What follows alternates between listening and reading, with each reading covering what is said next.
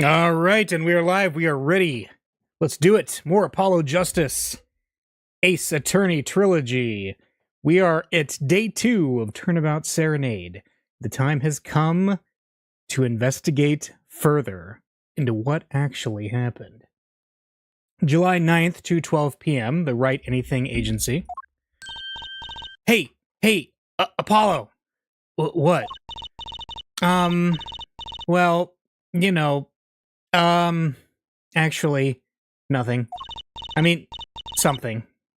Or maybe not. Out with it! The suspense is giving me an ulcer! Well, you know, the trial today, I was thinking, if you gave it a score, what score would you give it? Score? Gee. I guess I would, maybe, well, I'd give it a 6.5 out of 10, which if you play Heroes of the Storm, you know what I mean. I'm just as bad as you. See? It's so vague. Clearly. Machi avoided a guilty verdict, which is something. Though I can't say I'm any less confused about the case. Right, he asked Interpol, that Darian did, and it turned out that IPXX314206 is Romain Latouche, the murder victim. He was the Interpol agent. And the victim, Mr. Latouche, would have guessed he was actually an undercover Interpol agent. What a mess. And we don't have any idea what he was investigating. Well, true, but we know who shot him now. Lamoureux told the whole court. But wait, that voice just now... Right, she said it was him. And she was sure of it. Him, of course, being, Darian Crescent. Yeah. So, what's that about? It's another mystery, Apollo. I love mysteries. I don't. Speaking of mysteries, what's Mr. Wright up to? Wouldn't mind asking his opinion. Well, now that you mention it, I haven't seen Daddy around. Yeah, he hasn't appeared at all in this case. What, is he some kind of stray that just wanders in and out at will? I wouldn't say that, but he has been going out a lot. Some top secret mission, he said. Top secret? Anyway, you can't just rely on him to save the day, and you've got me to help you. We'll be fine. Fine, right. Well, time's a-wasting, as they say. Let's investigate. That's the spirit. Alright. Well, we could go to the detention center or Sunshine Coliseum. Is that the name of this place they played at? I don't remember. Let's go to the detention center for now. July 9th, detention center, visitors room. Machi may not be guilty, but he's still a suspect. But they don't have any decisive evidence. Yeah, but only someone as small as him could have gotten out of that room. Right, the air vent. And he lied. Lied? Machi Dabai can see. Machi! Speak of the devil. He looks like he's doing okay. I forgot, why did we come here? It's not like we can talk to him or anything. Words are overrated. Feelings are what matter, Apollo. It's kind of hard to build a court case on feelings. But, since we're here anyway, might as well get what I want to say off my chest. If you need someone to complain to, I'll listen. I think she's actually worried for me. We talked the trial today. So, what did you think of the trial today? Phew. I'm glad he doesn't understand English after all. If he did, he would have been scared out of his mind by that trial. Hey, all's well that ends well. You have to be more goal-oriented. If he's innocent, we win. The judge must be a fact because he doesn't care about your feelings. Yes. No, if he's found not guilty, we win. Machi might not understand English, but I bet he gets that better than you do. Huh? Oh. The bracelet is reacting. Lamarar's testimony. I'm glad Lamarar testified. What a great person. She even got Machi off the hook by naming another suspect. Darian of the Gaviners, the detective. I wonder if Machi knows what happened. I mean, if he could follow how the trial went at all. If no one told him there's a new suspect, how would he know? Hey, what is it, Apollo? No, it's nothing. I must be imagining it. Imagining what, Apollo? It's just, I couldn't help but feel that, I don't know. Machi, he doesn't understand what we're saying, right? How could he? He's a young Borginian. He doesn't speak English. Yeah, but my bracelet is reacting to him. Huh? Maybe it's malfunctioning? Or it's scared because you keep making those I'm so mad faces? Hello. Popping on. Yeah, it's you. It's you. Welcome. Hello. Was I that bad? Machi lied about not being able to see, but what if that's not all he lied about? If you're curious about it, there's only one thing to do. You should ask him. I think it'll take something big to get him some kind of undeniable evidence. We'll be back, Machi. Alright. I'm guessing that's a hint that we gotta get out of here for now. Let's do it. Sunshine Coliseum. July 9th, Sunshine Coliseum. Whew, what a great day. It's perfect weather for sleuthing. The weather matters for an investigation. Don't some days just feel like magic days or defense days? Sure. Let's get started, shall we? Right on. Show us your stuff, Apollo. What stuff? Your voice training. This is the perfect place for it. I did enough at home, thanks. Aw, there's no need to be shy. Keep that up and you'll never make it on the big stage. I'm happy in the courtroom, thank you. I am a lawyer. Then you're in luck, because it's lawyer weather today. Don't you just want to face the blue sky and shout, "Objection!" Look, the weather has nothing to do with lawyers. Let's get going already. Alright.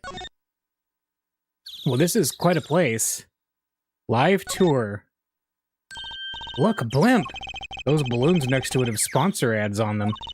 Let's see. Big sale, all shirts 50% off. Oh, it's an ad for the department store next door. And then there's the Guilty as Charged tour. Summer of 20XX. Wait a second. 20XX? That's when Mega Man takes place. Look, a massive sign for the Guilty as Charged tour. Giant prosecutor Gavin stares out over the arena. Oh, maybe I can take it to the office when they're done with it. Where would you put it? You couldn't even get that through the front door. Why do you want a giant Gavin? Then I'll put it outside. I bet it'd be good for business. Just as long as no one comes expecting us to prosecute. Well, if anyone comes looking for a concert, leave it to me. Is this part of some twisted plan of hers to make her singing debut, I wonder? Could be. Sunshine Coliseum sure is living up to its name today. It's huge! And Mr. Gavin got to play on that enormous stage. I'm so jealous. Someday, I'll fight my first battle on this stage. Battle? Well, yeah, it's a Coliseum, isn't it? They don't do gladiatorial contests at these places anymore, Trucy. Really? I had no idea. I wonder where they stopped. Sometimes I worry about her. Yeah. Trucy is a Caesar's Legion type person, I think. Backstage. July 9th, backstage hallway. Ah, Mr. Attorney. Lamarar! I'm sorry about today. There is nothing you need to apologize for. You were merely defending Machi. Are you okay? Alone, I mean? Humans are blessed with 5 senses. Even robbed of one, we get by. Though it does make being a witness rather difficult.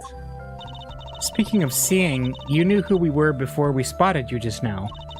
And we weren't even talking. I heard your footsteps several times the day before. Oh, you must have great ears. ears that heard the crime taking place. Or so she claimed yesterday. But how? Yeah, the voice. That was quite a statement you made today in court, about hearing Darian Crescent's voice at the scene of the crime. I did not know his name, but I never forget a voice. Right. Yep. It was him. Mm-hmm. She was sure of it. Yeah. As I said in court, I was on my way backstage from the stage.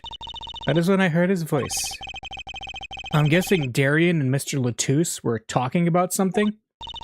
The next moment, I heard those gunshots. Why didn't you call security?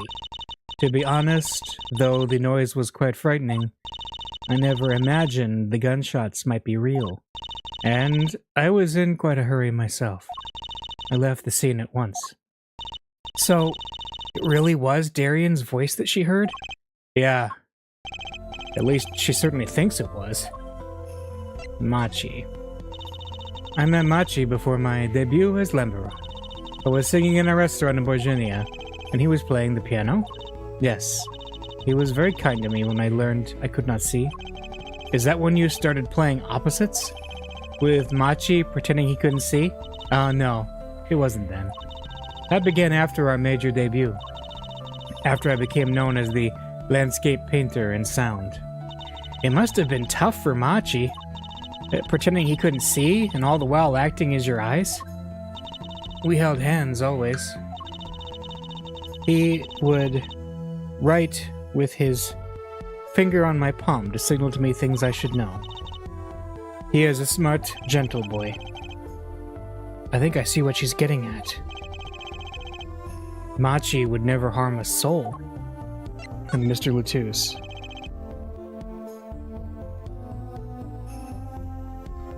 About Mr. Latouche, yes. He was an Interpol agent, I hear. So you had no idea? Of course not. No one did. I guess that's what it means to be undercover. But someone was after him. They had to know who he really was. Why did he pose as my manager? I do not understand. You have no idea? I can only assume that he was investigating me. But why? What makes you think that? Perhaps it was not so, but I cannot deny the possibility. Because of my condition. As my present is veiled in darkness, so too is my past clouded from memory. Clouded, right. Darkness. The darkness that I fear is not the darkness that I see whenever I open my eyes. The real darkness lies in my heart. In your heart? I have no memory of the time before I became Lembera. I awoke from darkness into darkness, you might say. I was singing in a restaurant those days. What was it she said about not being able to remember the light? I do not know my past. Perhaps I committed some terrible crime in my past. Everything before becoming Lembera is lost to me. But I don't think you... I can think of no other explanation. Why else would an agent of Interpol approach me? Do you think your past might be related to this case? No way! That seems really unlikely to me. I mean, you're such a sweet person, Lembera. I thank you. Machi too tells me this often when I fear who I might have been. Okay. Do we have anything evidence-wise we could talk to her about? I mean, we already talked about the brooch. I don't think so. We could talk about the lyrics. I'm sorry, my information about the outside world is somewhat limited. Only know what I've heard, or felt. Well, she didn't react when I showed her stuff the other day. She was still pretending she could see then. Oh, yeah.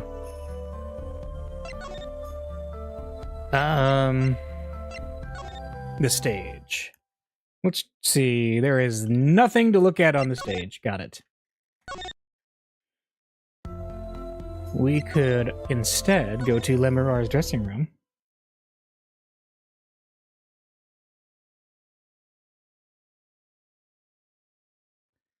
Let's see here. We got the outline. Hey, look, part of the carpet has been torn up here. That was the part we did the luminol test on in court. Luminol? Oh, right. You know what I couldn't stop thinking? Who is going to pay for this carpet? As long as it's not us. Maybe the shooter? I guess it's true what they say. Crime doesn't pay. I would hope that carpet replacement costs weren't the only thing holding you back.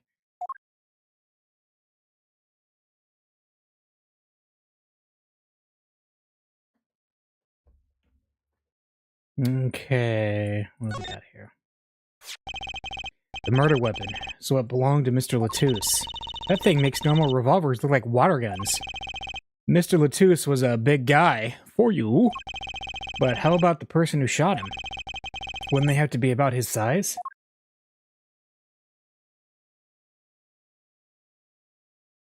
Can't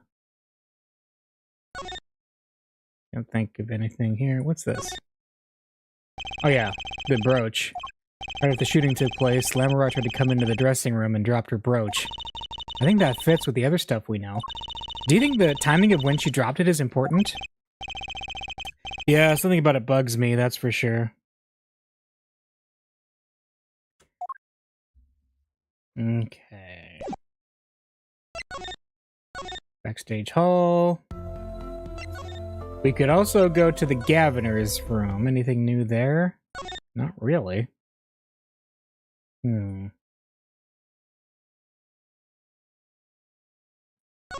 then is this the... Someone do the Governor's mark and lipstick here. Let's see, lipstick.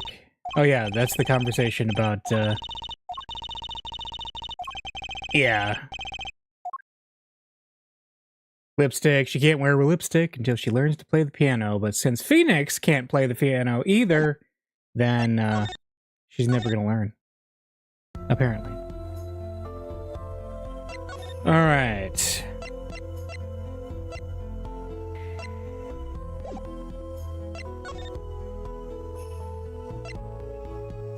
I wish we could ask her about whether or not Machi could speak English.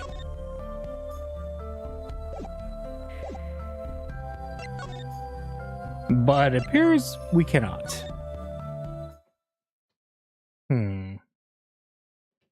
We will just continue examining things for now.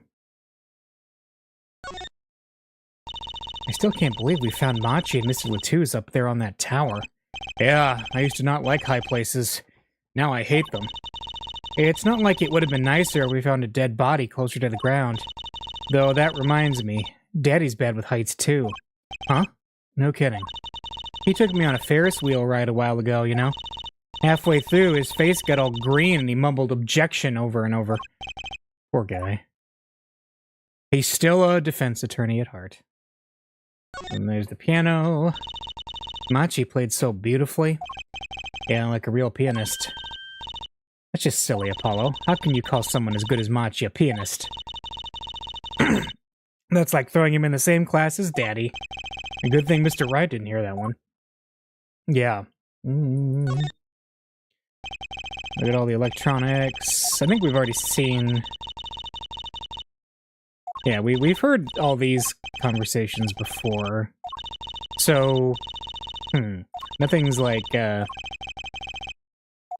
updating itself to show us what to do next. So that's an interesting element.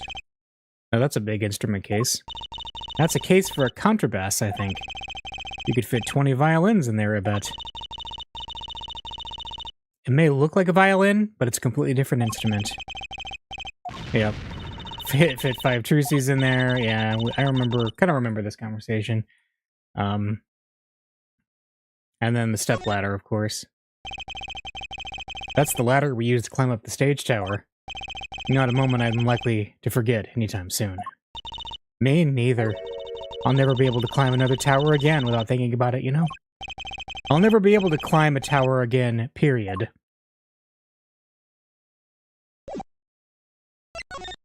Let's see... Is there anything in the hall we could look at? We do have this thing. That's been lying there since the day before yesterday. It's small, maybe no one's noticed it. I kind of want to pick it up. It'd make a cool souvenir, don't you think? It does stick out in my mind for some reason. Yeah, the earpiece. Yeah, what is it about the earpiece anyway? And then there's the signs. That's the Gaviner's dressing room. They're all out on the investigation. Being backstage isn't half as glamorous without a band here. That makes sense. That's Lemurar's dressing room and the scene of the crime. Kind of lightly guarded for being a crime scene. I'm not complaining. Makes it easier for us to go in. And Emma gave us her okay, right? We can wander in and do as we like. How's Emma doing anyway? Hope she's not getting cavities from eating all those chocolate snackers. Let me see. That would be the Blue Badger, the police mascot. There's a guy outside in a giant Blue Badger costume lumbering about. He stands out even more than those Gaviner's posters. It's all the same. He's the band mascot too, you know. I can't picture Prosecutor Gavin going for that kind of thing. Neither can I. I'll bet there's a story there just waiting to be told. He was always a fan of the Blue Badger for some reason. Concert poster for the Guilty as Charged tour. I love that name, Guilty as Charged. Seems kind of negative to me. Well, why don't we do the opposite? Magician Trucy presents the Innocent as Charged tour. It kind of loses its impact, doesn't it? It does, yep. Which... we still don't really have anything major.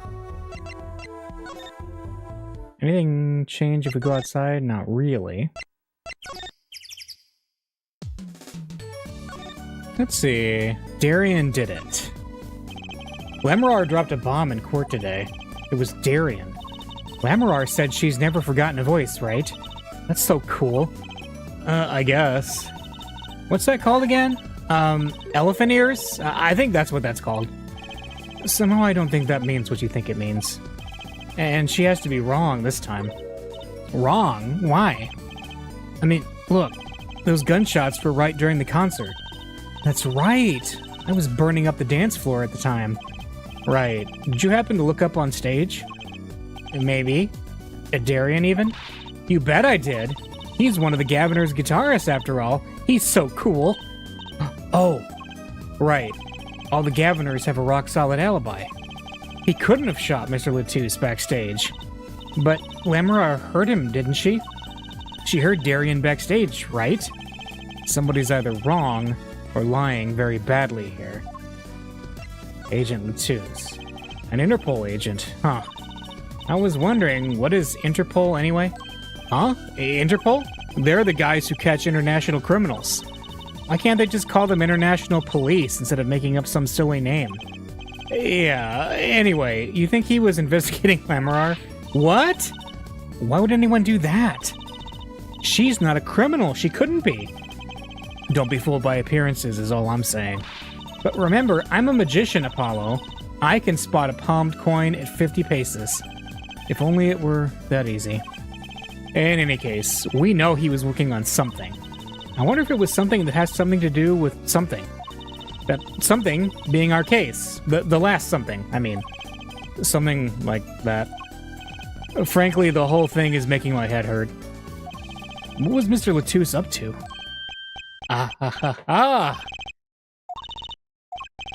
Trucy, was that another one of your tricks?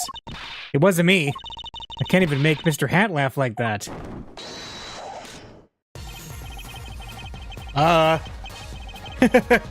Wherever the mundane gives way to miracles, a word is whispered. Grammari. Hey, the other day. Who's there? Oh yeah, that guy. We didn't just imagine that, did we? He was wearing a silk hat. Friend of yours? Hardly. We meet again. Nice to meet you. Who are you? And could you please stop smirking like that? It's you, Uncle Valent. Uncle Valent, he's your uncle? No, silly. It's the great Grammari, Valent Grammari. Or is it? I think it's Grammari, yeah. The Grand Magician. Yes, it is I, the great Valent Grammari, as seen on television. And could you please stop smirking like that? It's been a while, Miss Trucy. 7 years, to be exact. My, how you've grown. Good to see you again, Uncle Valent. You look exactly the same. I hate to intrude, but what is a great magician doing paying us a visit? I believe it was you who wished to see me. So be quick with your questions. And do not quail, quake, or quiver. I am quite tame. Though my stardom may sear the sight, I'm quite down to earth when it need calls. He does have a certain aura to him, it's true. Let's ask him about the case, Apollo. His aura sure isn't lost on our magician in the making. He's practically drooling with enthusiasm. After all, Uncle Valent's one of Daddy's best friends. That's why I call him Uncle. What? Daddy? You mean Mr. Wright? No, I mean my real daddy. Huh? Trucy's real father? Wait a minute. Trucy's father. Once upon a time, Troop Grammari included 2 grand magicians. Myself, Valent Grammari, and my partner, Zach Grammari. And this Zach he was my real daddy. Trucy's father, a magician. I guess it makes sense. I had no idea. There wasn't much point in talking about it. Not now that he's gone. Oh, I'm sorry. No, it's okay. I'm not lonely. I've got my daddy after all. And you make me laugh, Apollo. Well, glad that I'm good for comic relief, at least. Not that I see Daddy around much these days. Yeah. Where is Phoenix? What's he doing? Let's talk about Troop Grammari. Wait, Apollo? Don't tell me you don't know about Troop Grammari. Troop Grammari? No. But it does sound kind of familiar. Oh, lost life! Lamentedly listless lad! To not know of the greatest troop of magicians on the planet. Valent Grammari? The name began to surface in my mind. It was a name I'd heard on television as a child. You bet you've heard the name. He made a cruise ship disappear and blew up an amusement park. Oh, and he made all this gold disappear from a safe. And then escaped from a high-security prison. You said he's a magician? I open the locks to hearts chained by mediocrity. This is the true miracle of Troop Grammari. Wait. What, Apollo? I do remember seeing you on television a long time ago. Weren't you with someone else, like a duo? A duo? Yeah, you had a partner. Something Grammari? Yes, Zach. Zach Grammari. A masterful maker of magic, a capable crafter of shining showmanship. Why is everyone so quiet? Daddy. Daddy? Huh? Oh, no way. I've been remiss in remembering my reasons for my visit. Reasons? 2, in fact. The first being, of course, to see you, Miss Trucy. You don't know how happy I am to see you again, Uncle Valent. I'm sure you are. Not one for modesty, are you? When I encountered you at the Colosseum the first time in 7 years, I could fain not contain my emotions. I wept oceans. And to learn you now defend that poor pianist, that blinded boy. 'Twas a hot topic of talk amongst the staff, you know. And defend him you did. Well, it wasn't all my doing. I'm his defense attorney, actually. My other reason for coming here today was this. That's a videotape? Quite so. A recording of the concerts, no less. I've brought it for you, Trucy, on behalf of Troop Grammari. Will you watch it? Alright, we get to watch it again.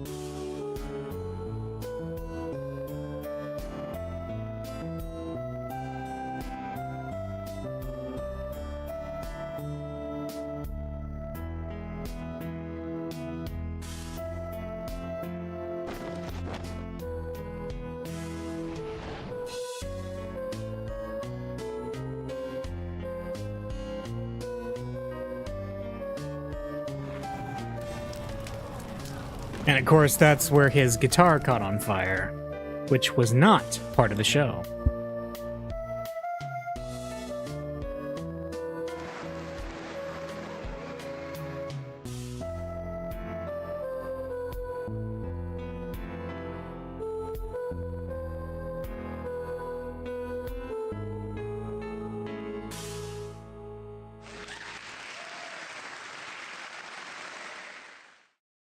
Wow, it's almost as good as it was live. So, what's the word? Mysterious. There are more mysterious things in her song going on. Way more mysterious. Ha ha ha ha ha! This Valiant Grammar has good reasons to be here today, but I wonder what his reasons were to be at that concert. Yeah. We got a videotape, okay.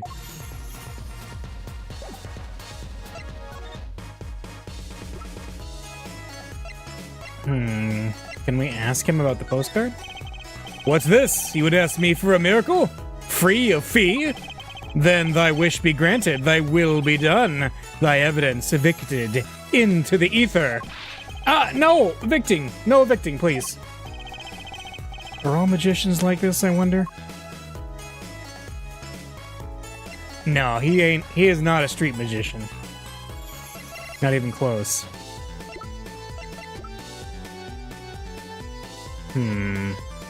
Would he know about the lyrics?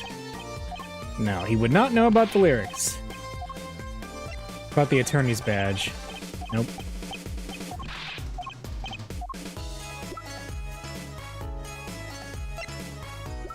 I can't think of anything that would jog his memory. Hearing, maybe? No? The brooch? Nope. He doesn't know about the brooch either. Give me back my evidence, David Blaine. That's exactly what I was thinking. Yes. You sent me back to court, David Blaine. And we still don't really have anything definitive here. I wonder if we could go show,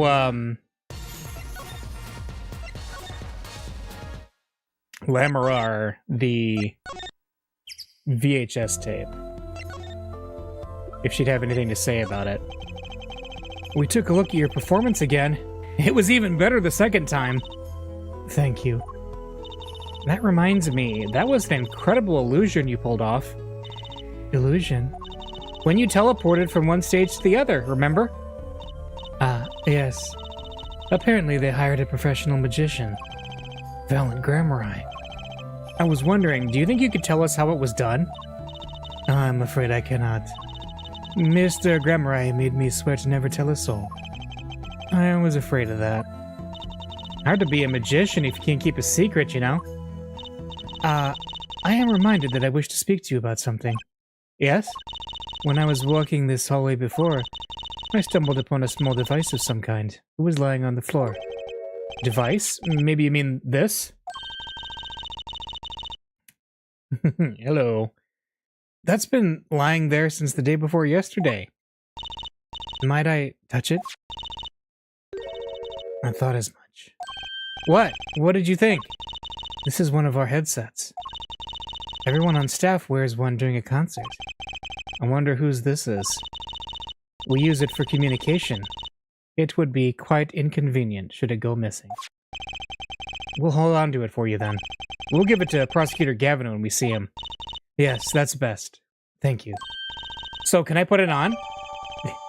Receiver transmitter for voice signals. All concert staff wore one. Attached? I'm not some kind of robot, Apollo. Everyone on staff was wearing one of these headsets. This might warrant some further inquiry. Was Mr. Grammar wearing it? I wonder. Is Mr. Gavin somewhere around? No. Is Emma around?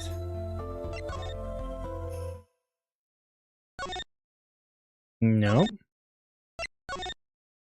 Of course, Machi would have worn one.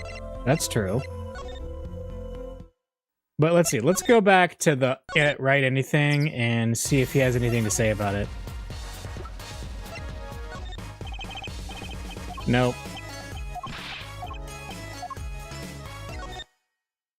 No, we don't need to see the tape again.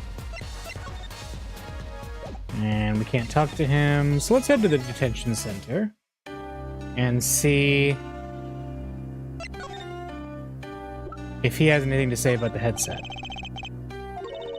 I think he said, "I am sorry I cannot speak your language. You are very beautiful, fair maiden. This is why I never trust a translator." Oh! Man, Apollo is on the anti-localization train, isn't he? Okay.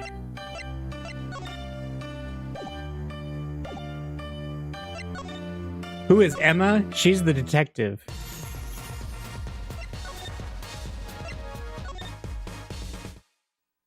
Well, we can't see anything there. Oh, I see the Blue Badger guy.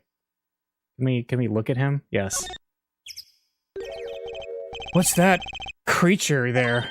Oh, that's the police mascot, the Blue Badger. It's life-size. Haven't you seen them around town? Patrolling the streets? Yes, now even Law and Order has a mascot. I'd run from that thing, even if it wasn't a criminal.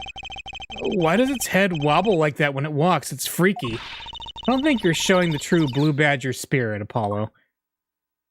Where's your Blue Badger spirit? 5 nights at the Blue Badgers. That's what I think.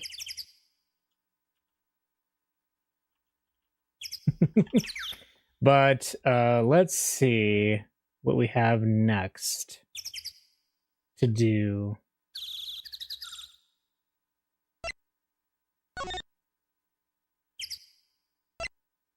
Backstage hallway.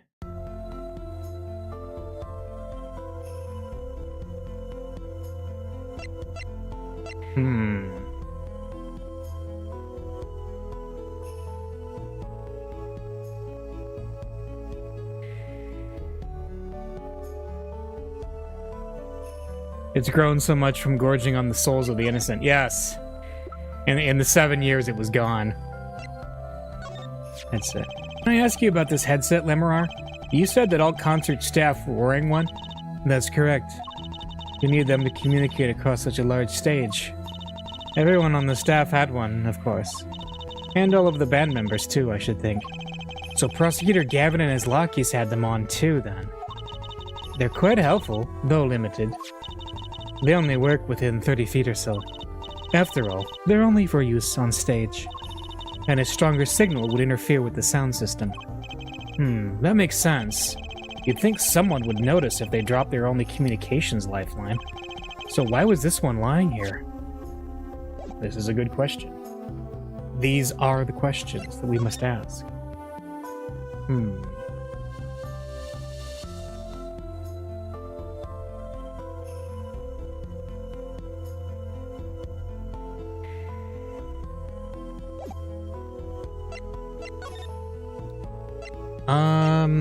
Is there anything going on stage? Nope. We will continue to investigate the various areas. Oh! July 9th. Lamberar's dressing room. Oh boy, somebody's eating snacks. Uh-oh. There's only one person I know who can munch with such venom. What are you doing here? Hello, Emma. You're looking as grumpy as ever. Oh, am I supposed to be happy? You gave me the 2nd degree in court, and Prosecutor Gavin makes me look like a fool. You're talking about the bloodstain Mr. Latouche left? My department chief had a field day with that one. Even a blind person could see the shooter wasn't blind. Funny guy, huh? But that bloodstain helped uncover the biggest mystery of all. Now we know that Mr. Latouche was really with Interpol. We wouldn't have found that out without you. I suppose. Maybe that's why the chief gave me these after he was finished chewing me out. Said it was my reward. Are chocolate snackoos popular down at the precinct or something? I was hoping we could check out the crime scene again. Be my guest. You're not gonna find any clues in here. Though I did find something strange. You saw another blue badger? There's all sorts of blue badgers around here. Something strange. Let's talk about the trial first. I met my embarrassment quota for the year, that's for sure. Well, that's a good thing, isn't it? How? I mean, think about it. Now you don't have to be embarrassed about anything else all year. If only it worked that way. It just bugs me to think that little kid outsmarted me. And it makes him even more suspicious now that we know he can see. He could have seen the air duct, and he could have shot that revolver. But that's not how it sounded in Lamarar's testimony. You mean her saying she heard Detective Darian's voice at the scene? That's right. Why can't we have a normal, straightforward killing once in a while in this country? I'll pretend I didn't hear that. Was that true what you said in court today? You know, about the case? About how everything was happening according to the song lyrics? The guitar serenade, you mean? I found the link, you know. First, Prosecutor Gavin's heart-shaped keyring was stolen. Then, Lamarar flew through the air. Then, Prosecutor Gavin's guitar caught on fire. And in the end, a bullet took Mr. Latusse's life. And he went up into the sky with a guitar. Well, 15 feet up, at least. It is kind of hard to chalk it up to coincidence. I know. And I found it. You think the same person did all of this? Don't ask me. I didn't do it. Neither did I. I couldn't fit through that air vent anyway. What? You all think I did it? Sometimes I worry about that girl. Something strange. So what did you find? It's so little I must have passed over it yesterday. I found it under the sofa. What is it? Part of some device, I think. I haven't a clue what. The bit sticking out from the end looked familiar, so I had it examined. It turns out it's an antenna. Oh, like on a Beetle? Like on a cell phone. This device must use an electronic signal of some sort. An electronic signal, you say? Can we have it as evidence? That'd be nice. Let's talk about the headset. Do you think you could take a look at this, Emma? Emma? Her rate of chewing is increasing. I better back off before it's too late. What about the tape? Nope, she is completely uninterested in that too. Okay.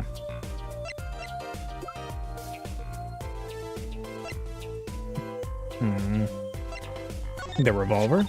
That's an Interpol issue revolver, right? Which means it belonged to Mr. Latousse. He must have had it to begin with. Sounds that way. So if it was Machi... Are we saying Machi stole it from Mr. Latousse? Now that's really hard to imagine him doing. Investigation report. No, she has nothing to say about that. The lyrics. Why do they have to commit their crime according to the song? Seems like it'd be more trouble than it's worth. Maybe they were trying to throw off the investigation. That's certainly possible, but risky, don't you think? Just carrying someone as big as Mr. Latousse would be tough enough. She may be a snacking fiend, but sometimes she actually makes some sense. Attorney's badge. You know, you're a bit like Mr. Wright. He always carried his badge around too. Huh? I think he did it so he'd never forget who he was, or his duty as a defender. Something like that. Pretty noble, really. I guess there really isn't a need for me to carry this around, though it seems to have made a decent impression.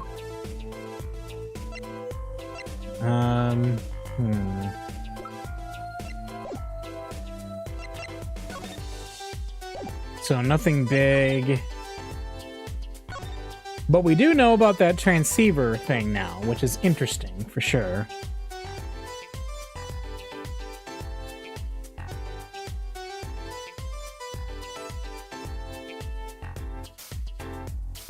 He carried it around for the best reason, the memes. He did, yes. Look at my badge. Especially showing it to Detective Gumshoe again and again and again. Is Valent still at the house? Or at the agency? Yes. Did we talk to him about the tape? So I was wondering, that stunt in the middle of the song there? I didn't see a stunt. What about Lamorar vanishing and reappearing? Oh, that? I guess I'm so used to seeing that happen, I didn't even notice. I'm so young to be so jaded. A simple sleight of hand. A petite prestidigitation. A modicum of magic from me to you.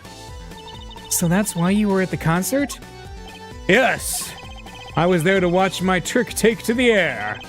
So you're the one who knows how it was all done? Of course. I am like a deity, with the stage as my domain.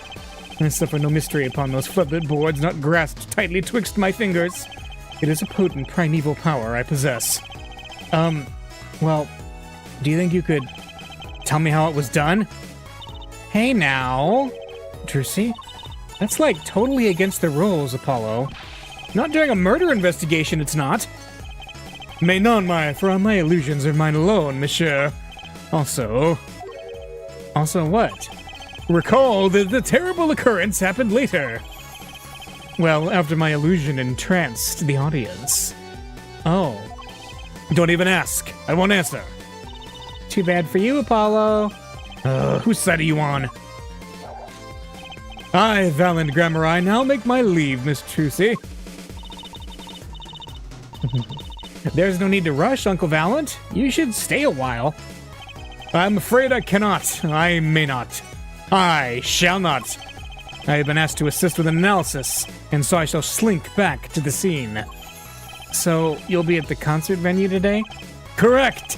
If you would call on me, come to the Coliseum. See you later, crocodile. What? With a whirl of his cloak and a wink of his eye, he turned and walked out through the door. Normally. Well, there you go, Apollo. Let's get cracking. Right, Valent Grammari. I've got a few more things to ask him. Yes, after a while, alligator. Foremost among them, that bit of magic that made Lamorar disappear. And how he knows Trucy and her real father. Okay. Sunshine Coliseum. Backstage hallway. Is he... I bet he'd be on the stage. Yep. July 9th, in the wings. That song! Isn't that the one Lamorar was singing? Yeah, you're right. The Guitar Serenade. Wow, I'd love to do a show on a stage like this. I'd come to see that. The house is full, and as one, the audience sighs with wonderment. There I am, singing my ballad, rose petals swirling through the air. Not bad. Wait, aren't you a magician? Oh, that's right. I was a magician, wasn't I? Some dedication. Aha! If it isn't Miss Trucy! And indeed it is. Uncle Valent! What exactly are you doing here? I take real responsibility in tasks undertaken. I am inspecting my equipment of illusion to make sure naught is amiss. The Lamorar teleportation illusion? Oh! Should anything go wrong, it should reflect poorly upon me and my troupe. As I went about my exacting examination, I happened to notice that piano. And I remembered that fair lady's melancholy melody. Hey, Apollo, maybe Uncle Valent can shed some light on this whole thing for us. Yeah, let's talk to him some more. The illusion. I was wondering about the show the night of the murder. Lamorar's vanishing act was your illusion, right? Indeed, the Purple Prosecutor petitioned my performance. Here at the climax of the song, he said, "Make her disappear, like a dream." Like a dream? Yet, what can I work with on a stage meant for musical endeavors? There are none of the conveniences of a stage built for sorcerous acts. It was a challenging task, and so I accepted. Yeah, this part. She disappeared from the top of the tower. But In order to move, you would have had to use some sort of secret tunnel. Secret tunnel. People come to me because I'm a professional among professionals. My illusions are custom made for a time and a place. Now, because of the murder, all the eyes of the nation are on this concert. Not a bad thing as far as the fortunes of Troop Grammari are concerned. So you were here checking up on your trick to make sure it went well. And went well it did! Now, speaking of pianos, that piano over there troubles me. It troubles you? Why? Why? Why do you ask? Why? I think it's probably quicker if I just go check it out myself, thanks. Troop Grammari. I know what you're thinking in that head of yours. Grammari, yes, you say. I recall seeing him on television. Something of that sort. Actually, yes. You're right. Wow, he just read your mind, Apollo. Or everyone tells him that he made that and he made a good guess. It was 20 years ago. A young magician, a genius of his time, came down among us. His name was Magnifi Grammari. It was he who began the great Troop Grammari. At his prime, not a day passed that he did not play upon the screens of every TV there was. I do have a vague memory of someone like that on TV.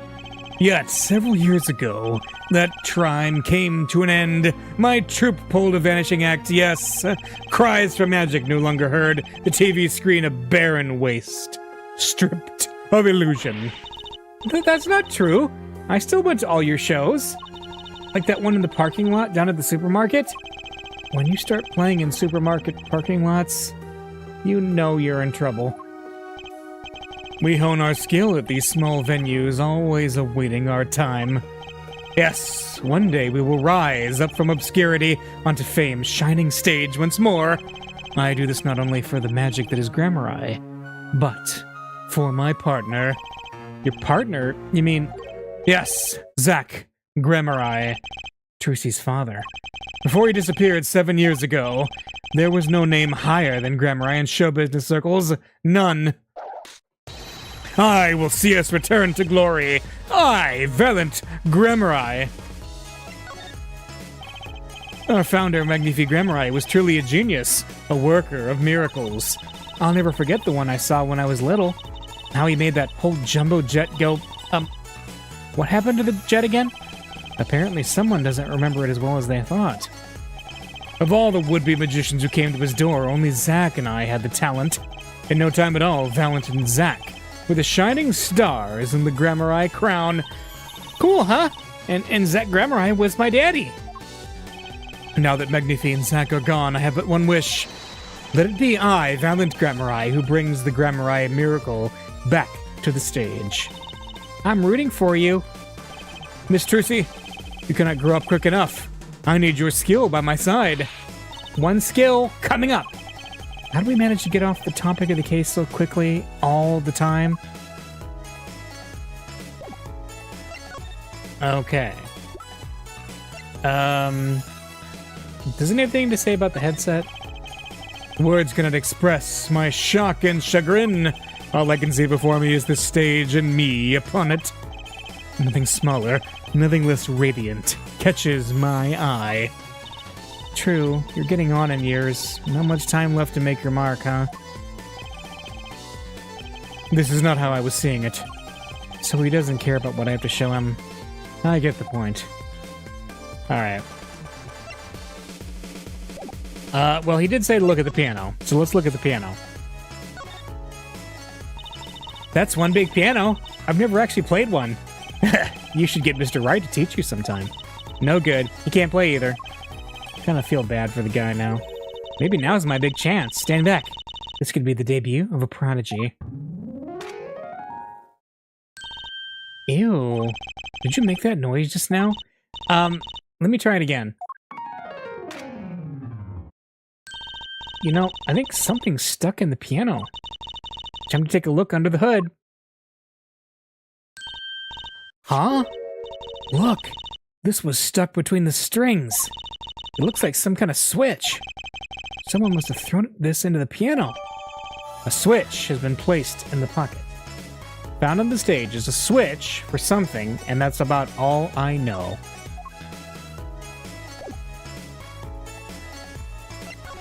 Alright, we can't... Would he know about it? Because he did say something was weird. Nope, he has nothing to say.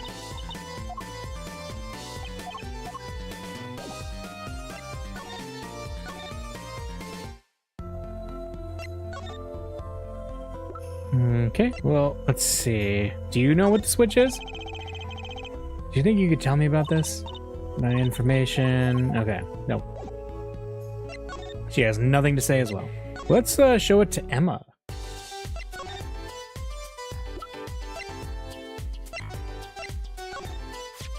Do you think you could take a look at this? A small device. Looks like a transmitter. A transmitter? You press this switch here and it sends out a signal. No idea what it's for, though. Signal? You mean an electronic signal? What is it, Apollo? Say, Emma, you know that strange object you said you found? Oh, this? Let me try pressing this switch. Ew! It's on fire! Emma's device is on fire! What's the big idea? Ah! Well, now we know what this is. An igniter. This part here must work like a lighter. It nearly lit me up, that's for sure. Hey, don't look at me like that. I didn't do it on purpose. I suppose. At least we're getting somewhere with this case. Hey, Apollo, let's ask Emma more about this switch. Now that she has some first-hand experience. All right.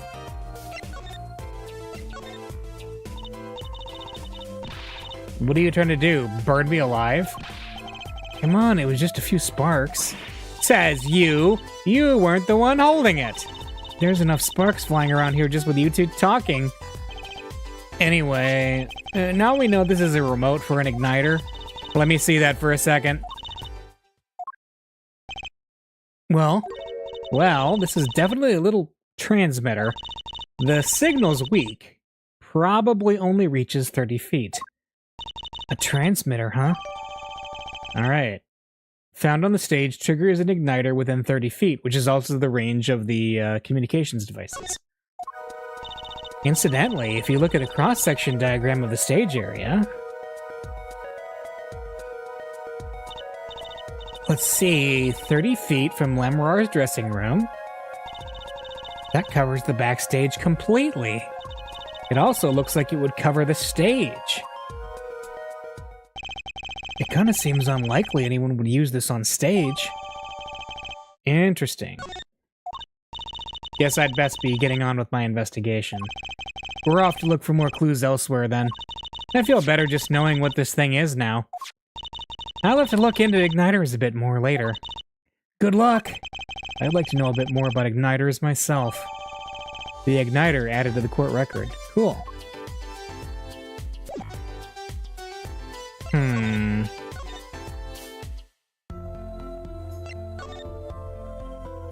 Wonder if Lemurar knows anything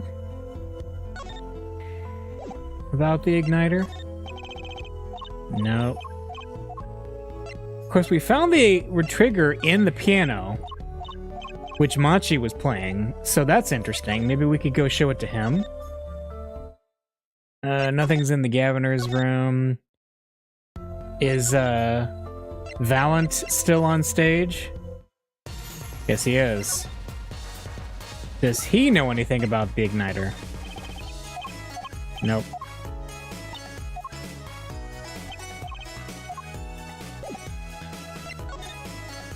Yeah, let's go show it to Machi and see what happens.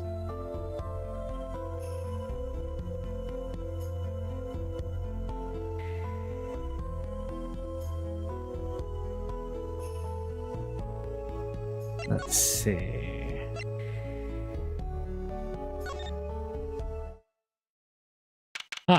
July 9th, Sunshine Coliseum.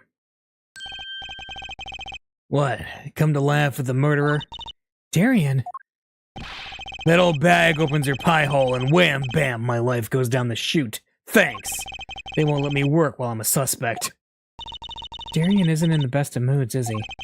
And how many people are these days, it seems? It is a crime scene. Not exactly the happiest place to hang out. Then Gavin had to go rub salt in the wound. My alibi's rock solid. Rock solid! Oh, it is, huh? Okay. Sure, we got everything. Let's see. Your alibi. So about your alibi. You have to ask? The shooting happened right in the middle of the third set. That's right. The music was blaring when we heard those gunshots. And found Mr. Latouche dead. I've got 10,000 witnesses who saw me, too. Right there on that stage. Your guitar playing was something else. Thanks, little lady. See? This whole thing's a sham. I can't believe they aren't letting me work. There's no need to yell at me.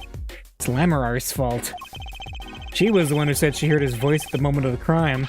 Man, I never even talked to that old windbag. How could she possibly identify me? Prosecutor Gavin. They won't let you work?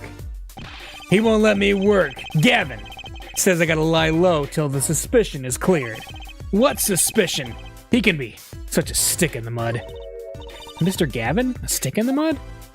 He may look all flashy and showy, but he's straight in his arrow, man. Except when he's depressed. You hear him whining the other day? Oh, you mean the thing with the mixing board? I remember that, yeah.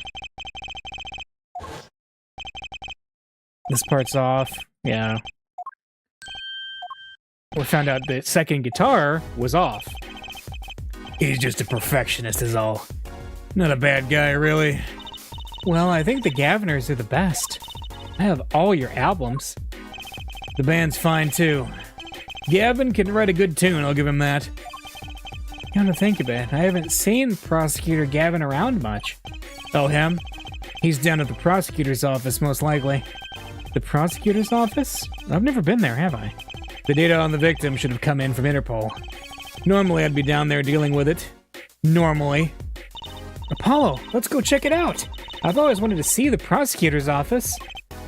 Maybe that's not such a bad idea. Right on. Say hi for me, okay? Oh, and screw you.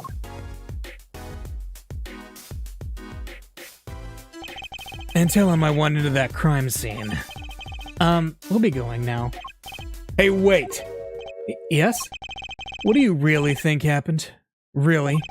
You don't think I did it, right? Well, great. Way to instill a guy with some confidence. Just remember, I was ripping it up on stage when it happened, okay? Ripping. Don't get led astray by some siren song, eh? Get this one wrong and you'll be eating humble pie for a year. Ha! I'll bake it myself. Let's not talk to him anymore, alright? Detective Darian Crescent. He's one stone I'd leave unturned if I had a choice. Alright, I guess we're gonna get to go to the prosecutor's office.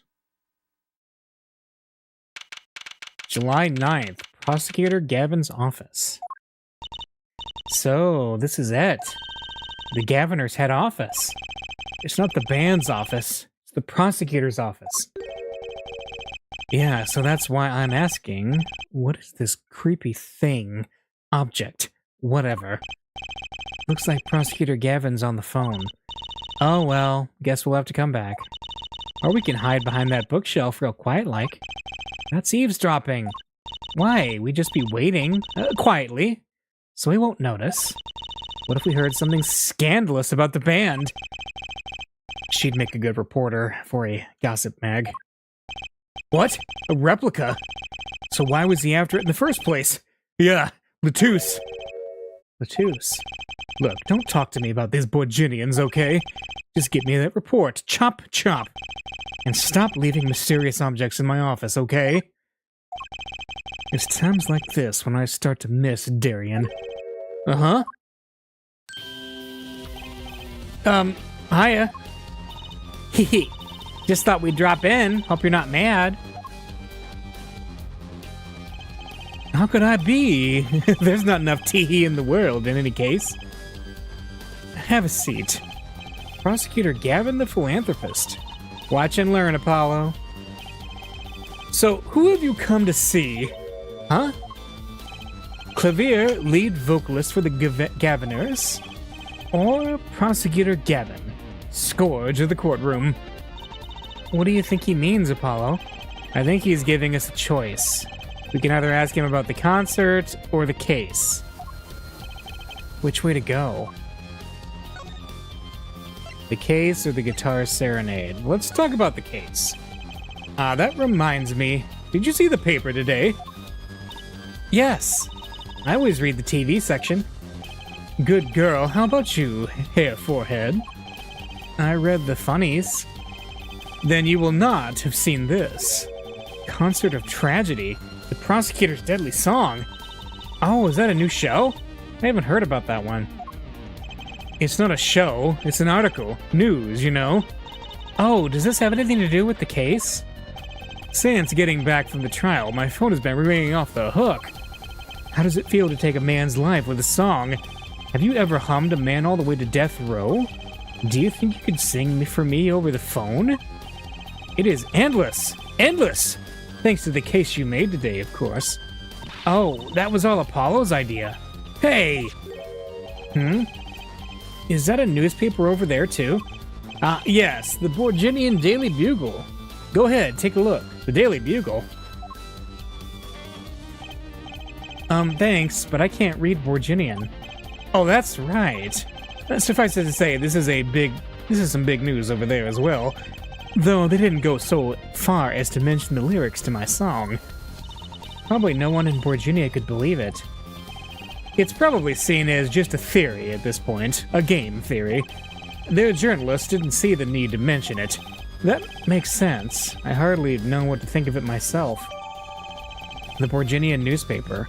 Article about the case that does not mention the lyrics of Lamorar's ballad. Lamorar's testimony will probably be in the evening edition, I'd imagine, which is why I've had Darian step down from the investigation for now.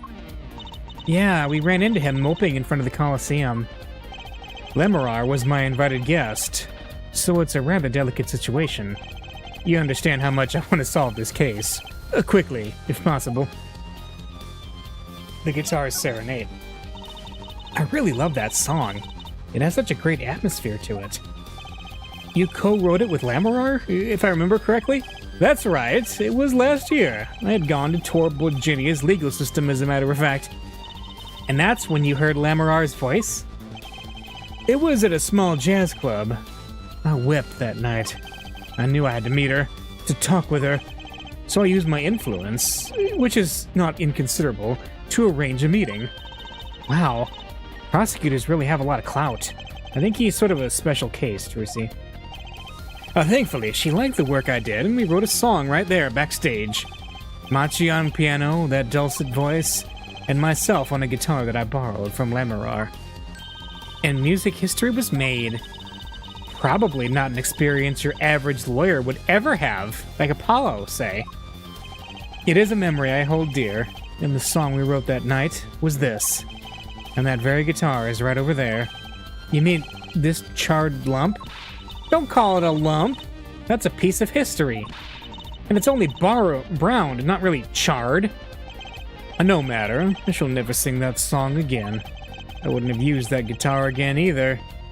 Even if I could have. What happened during that song, anyway? Why did his guitar suddenly catch on fire?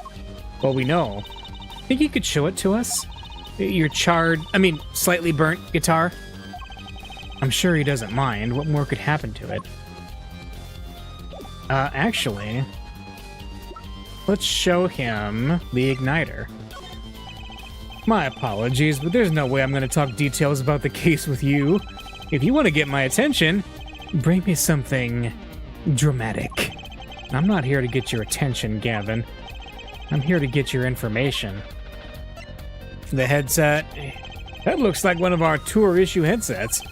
Why are you wearing it, Farline? I thought it'd be cool. I could pretend I was concert security and stuff. Actually, we found it at the venue and thought you might want it. Oh, no, please, you keep it. It goes well with your cape, Farline. You think? She does look like she belongs on a stage, that's for sure. The remote trigger. Prosecutor Gavin, about this remote. Wait. Excuse me, did you say something? This remote control might be valuable ammunition for the trial tomorrow. It's too early to show my hand now. You would think someone with such a loud voice would speak more clearly, eh? Alright, forum diagram. Nope, he's not going to talk about that.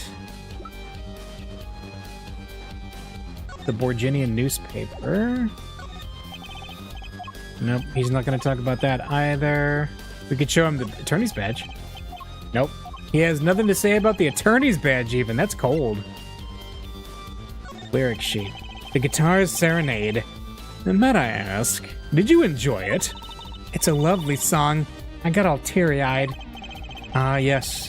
The cursed song that turned a concert into a tragedy, wasn't it? I was singing it for you, Fräulein.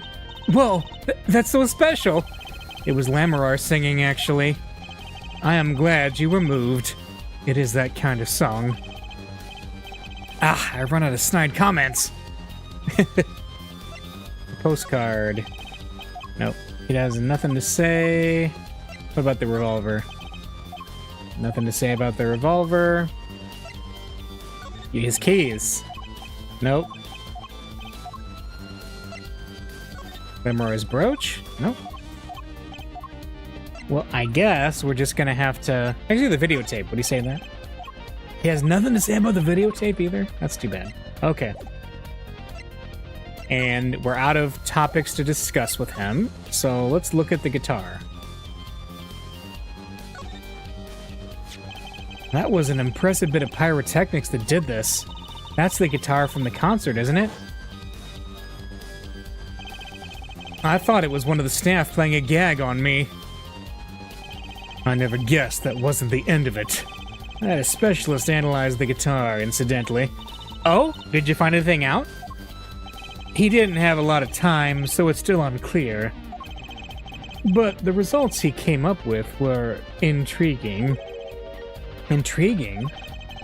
How does that guitar tie into everything that went on? Sounds like something we should ask about. Yeah? What about over here? Look at all the guitars. Why so many? You can never have too many guitars. They're like my lovers. I didn't just hear him say that. They're backup guitars, Apollo. Don't you know anything?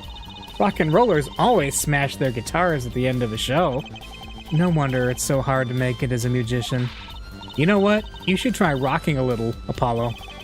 And breaking his guitars while he watches? That might be a little too rocking. Of course. I would never do such a thing. Did I not say they are like my lovers? Do I seem like the kind of man who would do such a thing to the ones he loves? No, not at all. I mean, you're Mr. Gavin, upstanding prosecutor. What happened to Prosecutor Gavin, the god of rock? I mean, he is so far the nicest prosecutor in the series, so... The view is exhilarating, yeah? I sit here, gazing down upon the city, writing my songs. Try working on cases. It is the same thing. I write lyrics the same way I corroborate evidence. It is a harmony between the logical mind and the primal spirit within. Is it so hard to admit that you like staring out your window and daydreaming? I mean, that's quite a chair. What's wrong, Apollo? You look confused. I was just wondering where the work chair in this office was. You're looking at my favorite chair right now. That's a massage chair, isn't it? That is an ergonomic, adjustable office. I love the ones with the vibrating rollers on your back. Those feel great. Did I say something wrong? No. I merely realized the futility of an explanation.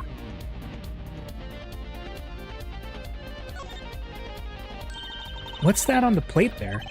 Is it gum? Gum? Maybe he was chewing it when the phone rang. So he put it on the plate for later consumption. You think a rock star could afford a fresh stick? Don't jump to any conclusions now. That's no chewing gum. Take a closer look. Although I really shouldn't be offering, should I? What is that? It looks like a lump of plastic. Wait, that phone call. Yeah, so that's why I'm asking, what is this creepy thing? Object, whatever. Looks like... Oh yeah, he was on the phone about something. A replica. Why was he after it? Prosecutor Gavin, does this have something to do with Mr. Latouche? Wait a second. You were listening to my phone call, weren't you? Who, us? I tried to stop him, really. But he forced me to. Hey, you were the one digging for a scandal, Miss Reporter.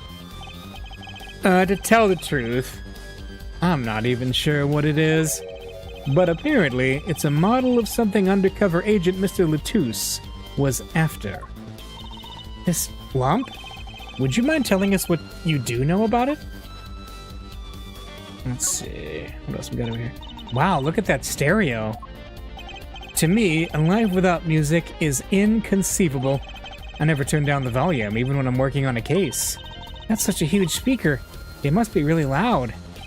This room is completely soundproof, of course. Really? At my place, I can hear when the neighbors turn their VCR on to record something. Maybe you can get Mr. Wright to talk to them and work something out? And lately, we've been getting complaints about Apollo's voice training. Maybe I'll go have a word with Mr. Wright, too. Alright. What else we got over here? This display shows all the evidence for the case. Look, Apollo, he's got 3 televisions. Hey, don't look at those too closely. I'm still sorting out the details. Each monitor shows evidence for a different case. He does them all at once? I wish I had 3 TVs. What would you possibly do with 3 television sets?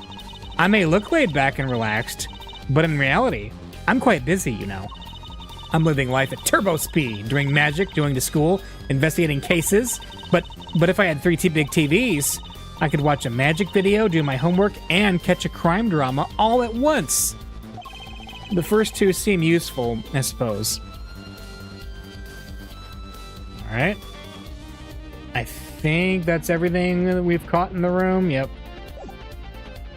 So let's talk about Lamarar's guitar. It was a beautiful instrument. It was played lovingly for many years. Guitar befitting a woman like Lamarar. How did it end up here? She gave it to me. I mentioned how much I enjoyed playing it that night, and she made a present of it. So this guitar is from Borginia? That it is. We couldn't carry it on the plane. Changes in air pressure and humidity ruin the wood, so we vacuum packed it in Lamarar's studio. I used a special shipping source available to me for transporting evidence. They brought it right up to my office for me.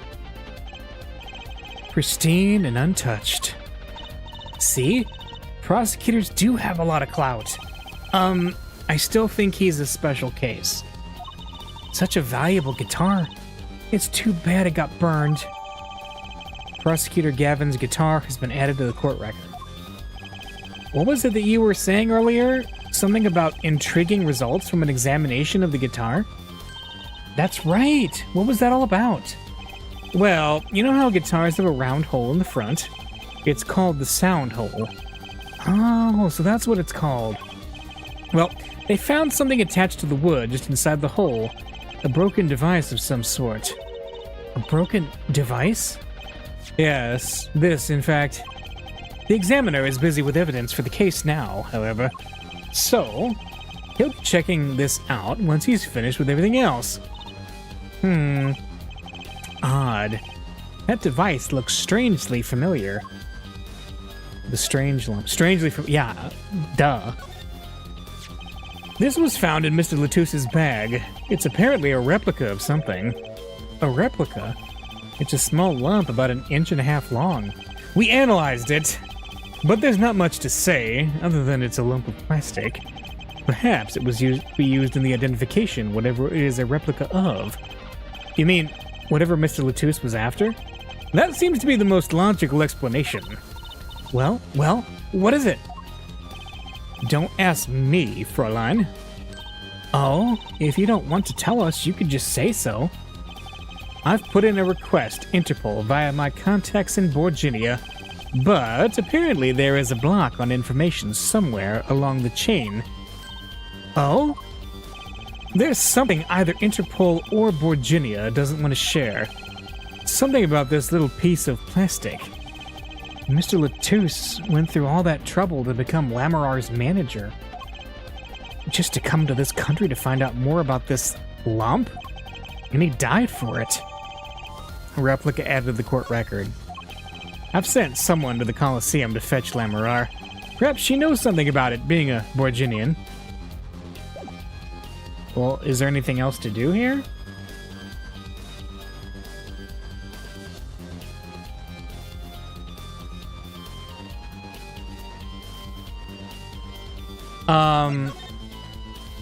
We could... Can we talk about that now? It has to be one of these. What is it, Apollo? That device that was found in your guitar?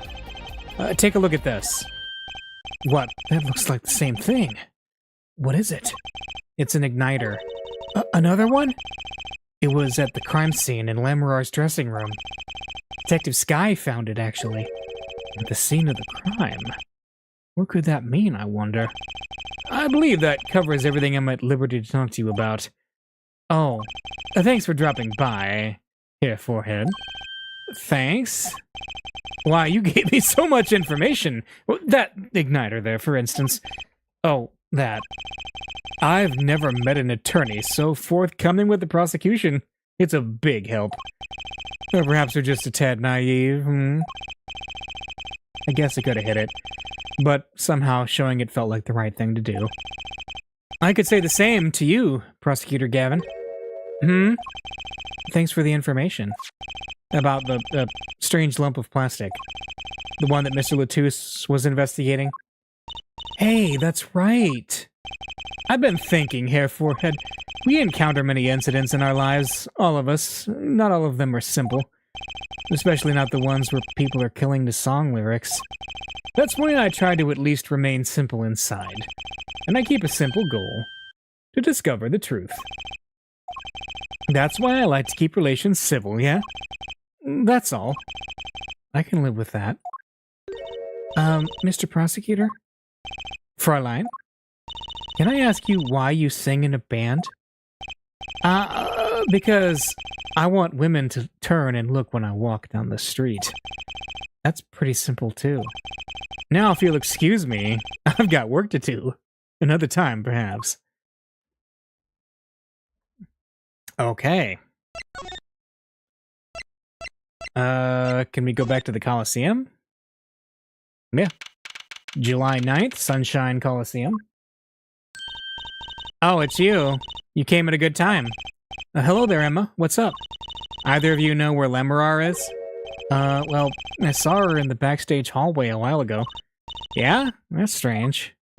What's strange? I can't find her anywhere. I was supposed to bring her to the prosecutor's office. Lamarar's missing? It's hard to imagine her wandering off somewhere on her own. Being that she's blind and all. Yeah, we'll help you look for her. Great, thanks. She's not at the Write Anything agency, is she? She is not.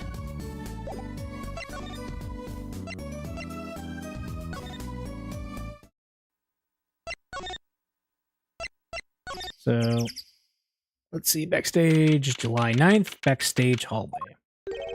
This place is deserted. I wonder where Lamarar went off to. I'm sure she's okay on her own. She seems resourceful. I guess. But I can't help worry about her a little. Is she in her own dressing room? No. Is she in the Governor's dressing room? No. Is she on stage? July 9th, 4:46 p.m. in the wings. Huh? The stage is pitch dark. The power breaker must be off for this section. Great. I'll go get someone. Yipes, it was really dark out there. Dark. That's all Lamarar has when you think about it. What would it be like to live in a world of darkness? Hey, Apollo. Huh? What? Doesn't something about the stage seem different to you? Like something's changed? Changed? I can't put my finger on it, but it's bugging me.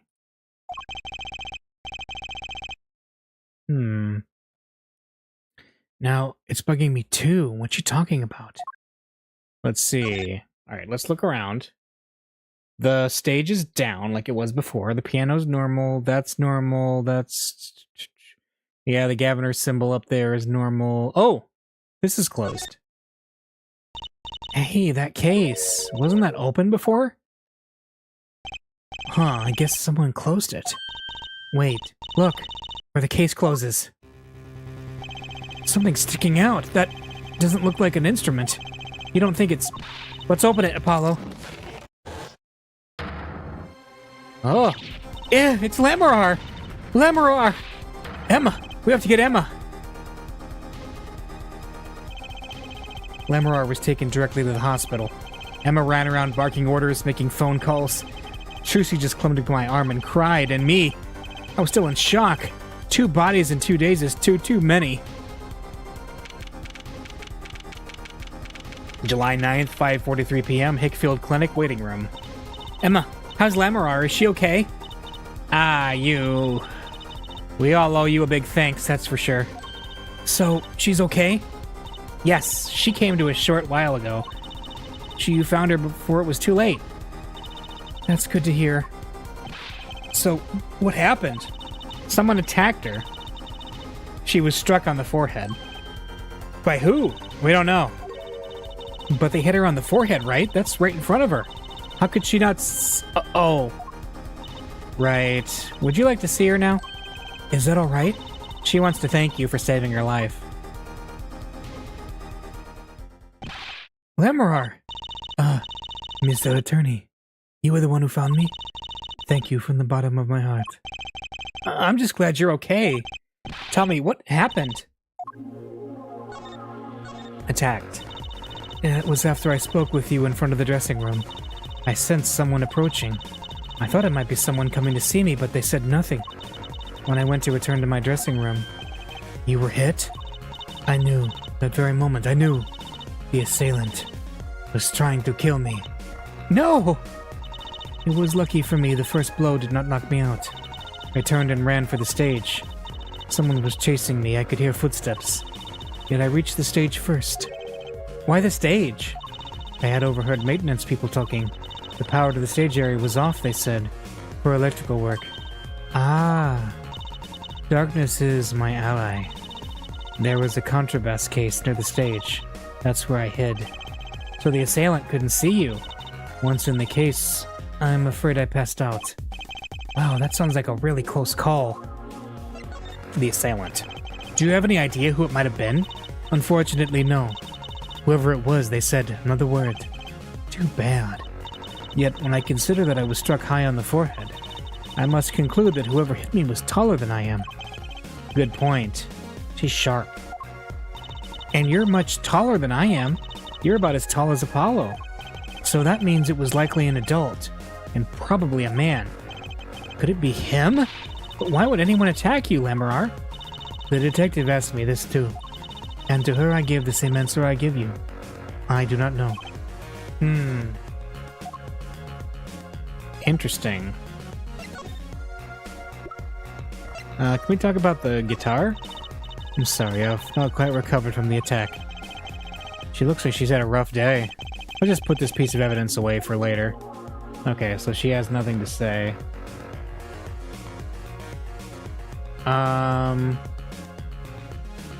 What you know about this?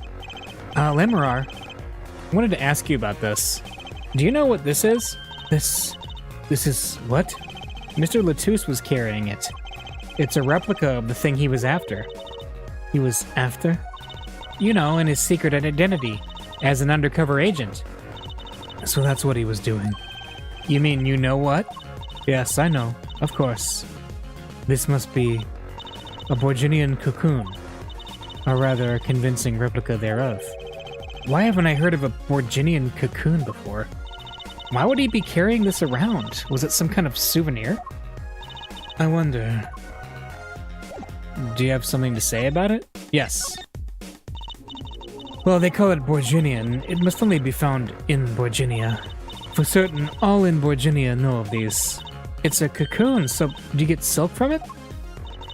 I do not know the details, I am sorry to say. I thought she said all in Borginia knew of these. There is one fact I do know about the cocoon, though. Something all in Borginia know. What's that? The cocoons, they are not to be taken out of the country. If someone does and is caught, they will be put to death. To death? Why? I do not know. Yet, if Interpol was involved, I'm sure there was a good reason. But this is just a piece of plastic. He was carrying a replica, but looking for the real deal. That's my best guess. So that's what he was up to? Tracking down Borginian cocoon smuggling. Smuggling? Smuggling. It seems I was marked. Marked? Life changed for me with the popularity of my songs. I began to travel around the world. Ah, so you could have brought those Borginian cocoons with you. On my trips, yes. That was probably the suspicion. And Mr. Latouche was placed as an undercover agent to look into it.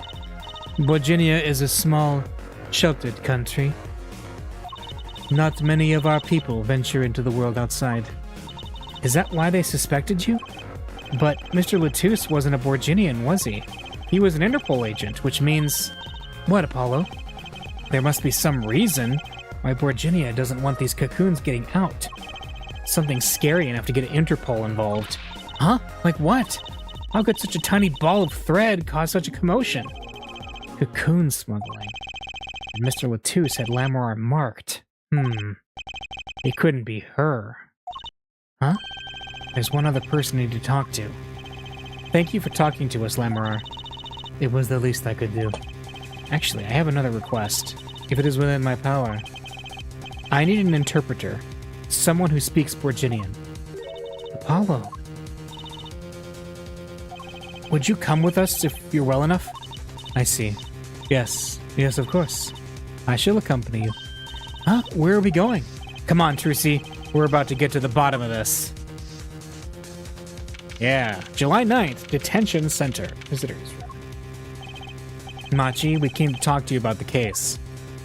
Machi? Could you interpret for us, Lamorar? Yes. Machi, I'd like to talk to you about when we first met. When we still thought you were blind. Yep. Now we know the truth. You can see, right? I was completely fooled myself. Machi, isn't there another secret you're hiding from us? Wait, Mr. Attorney, what do you mean by secret? What do I mean by secret? Well... Oh, the replica. Is he the... If I'm not mistaken, you know something about this, don't you? Hey, you got a reaction, a big one! Machi, you didn't! Trucy and I are trained to see people's uncertainty. Not that we would have needed any training to see that one. Mr. Attorney, please tell me what this is all about. Lamorar, please interpret. Very well. I know you know something about this by your reaction. If you won't tell me, I might have to give it to the prosecution and have them look into it. He asks you to wait. Do not be so hasty. Machi! Do you know everything? Yes, everything. Well, sort of. Have him tell us about it. Very well. The cocoon. What is this cocoon anyway? The cocoon, the silk, is a potent cure. A cure? It must cure some disease. It's a cure for incuritis? Incuritis? Really? A cure for incuritis? Okay. Is that what you get? Is that what you get from standing next to unobtainium? But if it's a cure, why keep it in Borginia like that? Just think of all the lives they could save by sharing the medicine. I do not understand the reasons myself. Okay, well, at least we know what it is. A cure. And Mr. Latouche was after cocoon smugglers. Wait, was Machi... Machi, you weren't... He couldn't be a smuggler. He's so little. Well, you're only 15, and you're sort of a magician, aren't you? I'm something of a magician myself. Well, that's true. I am sort of a magician. She said sort of. Oh, to have a copy of that tape. Well, Machi, are you a smuggler?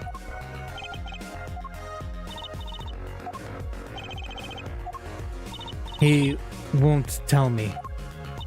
First he plays blind, now he plays dumb. I wonder, do you think he brought a cocoon here to sell it to someone? If Machi really did bring one into the country, was he planning on making a deal for its sale? I can't go home. Can't go home? I can't go home to Borginia. I do not want to go home. The penalty for taking a cocoon for Borginia is death. That's right, it's punishable by death. About the case. What about the case? He wants to tell us about Mr. Latouche's death? This meeting's over. Oh. Darian? What do you mean? Visiting hours aren't over yet. There's a call from Machi from the Borginian embassy. This meeting is over. Sorry. Just give us 5 more minutes. We can call them back after that. Sorry, no go. Come on, piano boy, we're leaving. Darian, wait! I never liked you. Either of you. Huh? Darn it, we were so close. He was about to tell us. Hey, Apollo. He didn't want us to hear what Machi had to say. Apollo! And there can be only one reason why. Why is everyone ignoring me? Oh, sorry. This is it. I know who I'm after now. It all happens tomorrow in court. To be continued. Alright, we're about to head into the trial.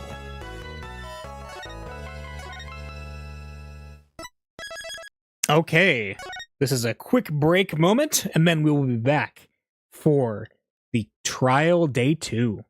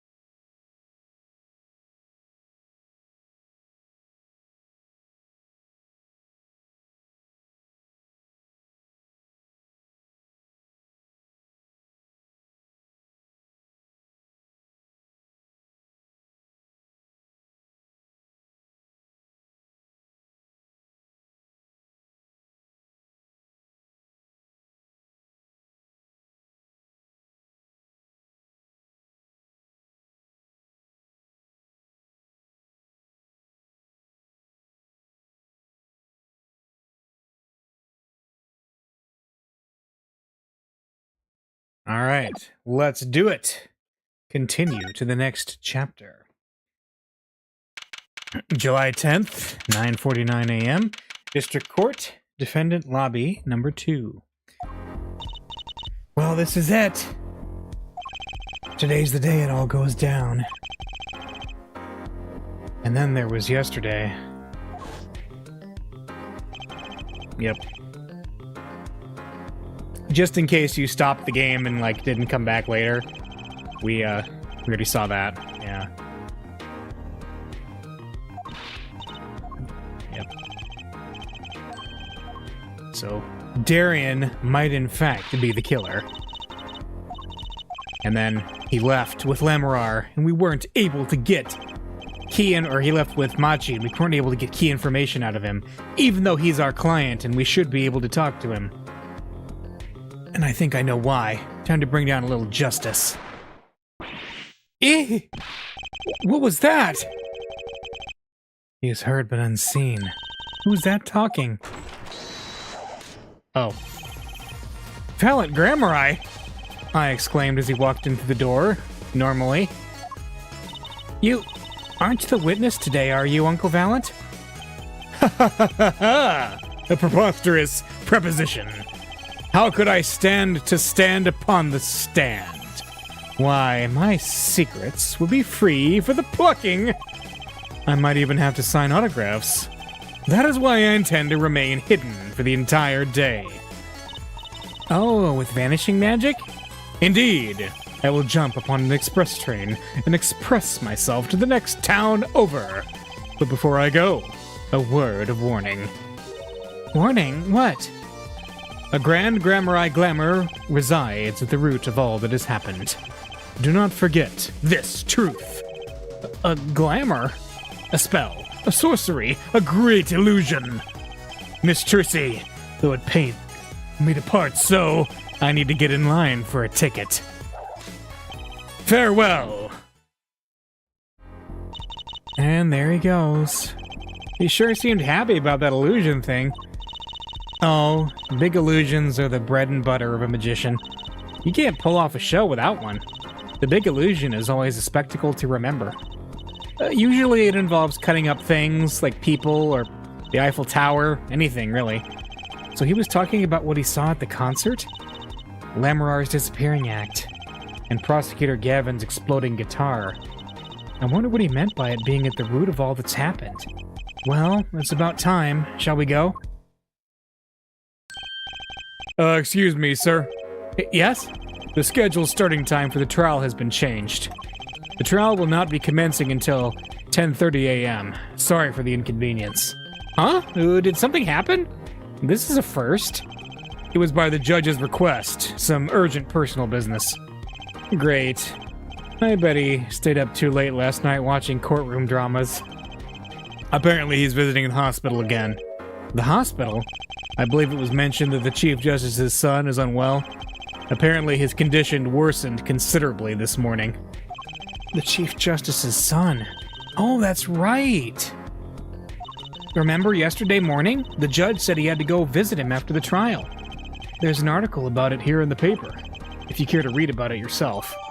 Newspaper article. Article about the Chief Justice's son who was inflicted with incuritis. Incuritis? Where have I heard that before? I'll let you read that article for us, Apollo. Just leave the TV guide page to me. Try not to lose the page with the funnies if you can.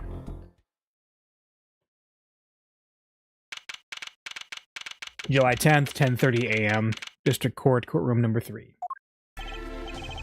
Ma'am, my apologies for the delay. Court is now in session for the trial of, how do you say this name again? Machi Tubai, a suspect fortissimo. Right. It's his trial, in any case. The defense is prepared, Your Honor. The prosecution is ready to rock. Is something wrong, Your Honor? No, well, yes. It's just, I've been friends with the Chief Justice since we were students. It pains me to see him going through such a difficult time. Incuritis, was it? That article said there's no known cure. Here, Judge, let me say, with all honesty, I feel your pain, but now is not the time for tears. Now is the time for law. Indeed. We left off at quite the juncture yesterday.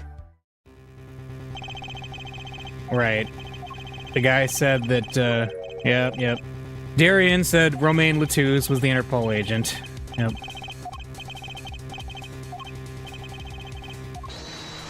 And then Lamorar suddenly declared that the voice that she heard was in fact Darian.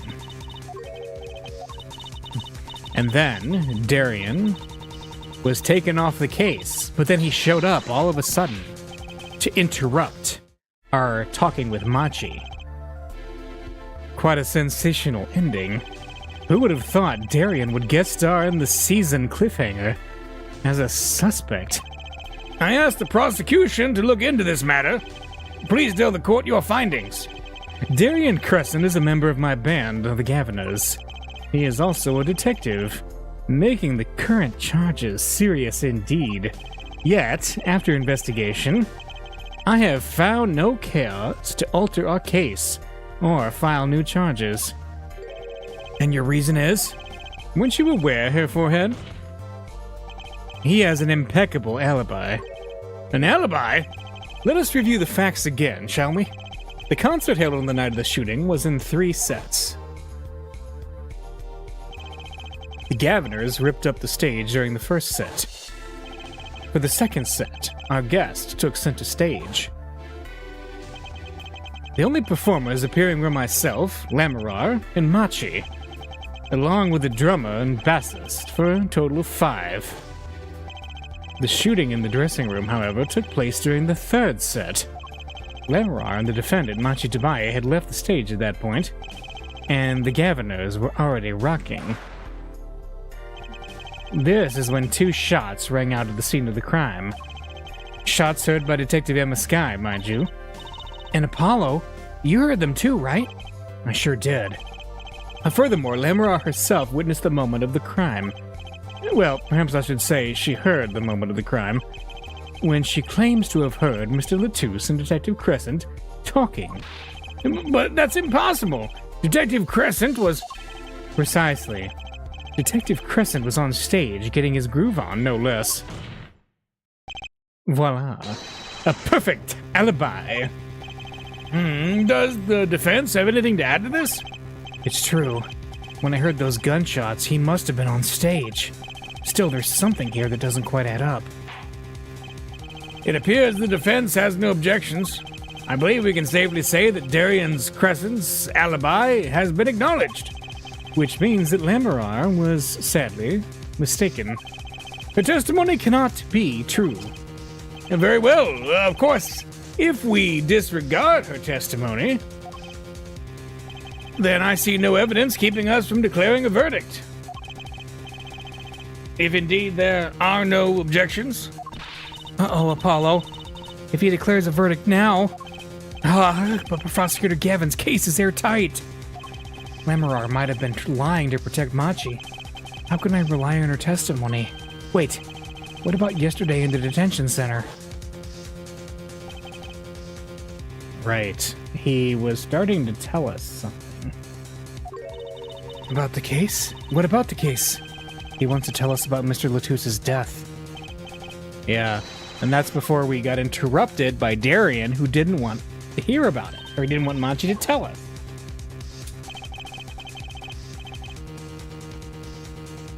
Machi was trying to tell us something, I know it. Maybe the best thing to do is ask him, under oath. Very well, the court finds the defendant, what was his name? Your Honor! No, that wasn't it. It was something like Marquis, or Mr. Justice? Your Honor, before you declare a verdict, I would like to call another witness. Exactly who else do you need to hear from? A witness who, until now, has not been given a chance to speak in this court. Because he doesn't speak English. You don't mean... I do. The defense calls defendant Machi Tobaye to the stand. What? But he doesn't speak English. We'll use an interpreter. Interpreter? I'm afraid you'll have to look elsewhere. I only speak a few phrases, such as, I love you, and where is the toilet? The defense would like to request Lamarar as the interpreter. Lamarar? But there's a possibility she's protecting the defendant. But she'd be interpreting for the defendant. Why would she lie?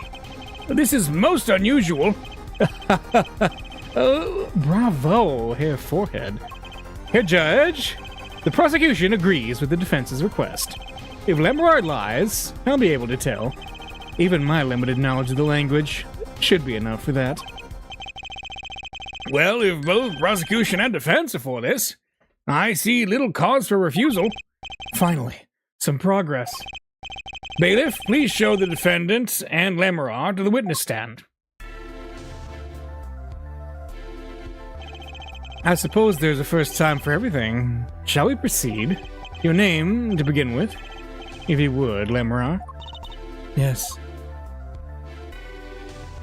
He says, Machi Tubai, the defendant. This is certainly a first for this courtroom. Not that we really needed an interpretation of that message in particular. So far, so good. Very well, Mr. Justice, if you would. Huh? If I would what, Your Honor? Would what? You called the defendant to the stand, did you not? What would you have him testify about? What do I want him to testify about? I hadn't thought that far yet. Apollo, aren't you going to ask him what he was about to tell us yesterday? How can I if I don't know what he was saying? Excuse me a moment, if I might speak.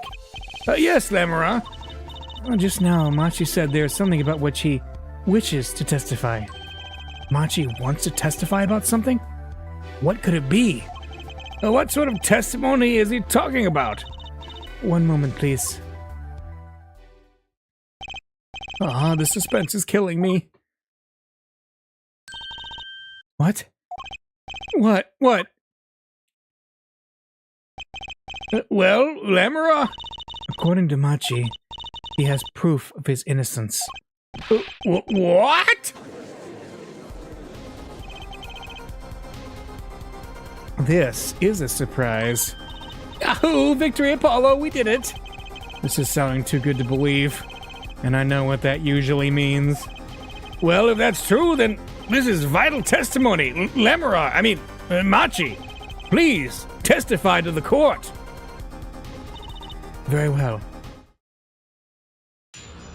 Witness testimony. He says that word of Mr. Latus's death came as a great shock. But if the killing truly followed the lyrics of my song, I, that is he, could not have done it. He says that because the lyrics are in English, he does not understand them. I see. He wouldn't have understood the English lyrics to the song. That would prevent him from following them so closely. I wondered what he meant by proof. Why, he would only have to ask Lamarar to know the meaning of that song. Lamarar, did you ever explain the lyrics of that song to him? I did tell him, generally, what the song was about, but never in so much detail, and he never asked. Has my oft-repeated warning already fled that forehead? Lamarar might be protecting the witness.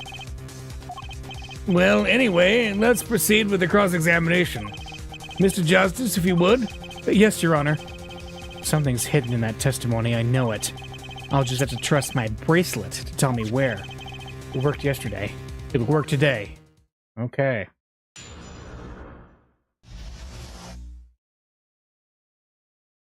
Proof of innocence. Word of Mr. Latus's death came as a great shock. Were Machi and Mr. Latus close? Yes, after we traveled around the world on tour together. Lamarar, this is Machi's cross-examination, not yours. But I know the answer. This is a court of law. We'll play by the book. I understand. When Prosecutor Gavin's tough, he's really tough. Machi says he was very good friends with Mr. Latus. Mr. Latus was always a gentleman, never angry. We got along quite well. I never dreamed something like this would happen. Did the killing truly follow the lyrics of my song? The Guitar Serenade, correct? Yes, the crime followed the lyrics of the song. The theft of the keyring, the burning guitar, and the bullet. This is why it could not have been me. Okay. That is, he could not have done it. By could not have done it, you mean... It is very simple. Machi could not have done all the things that happened that day. For all those things followed the song lyrics closely. Yep. He says that because the lyrics are in English, he doesn't understand them. Wouldn't it be difficult for him to perform without knowing the meaning of the lyrics?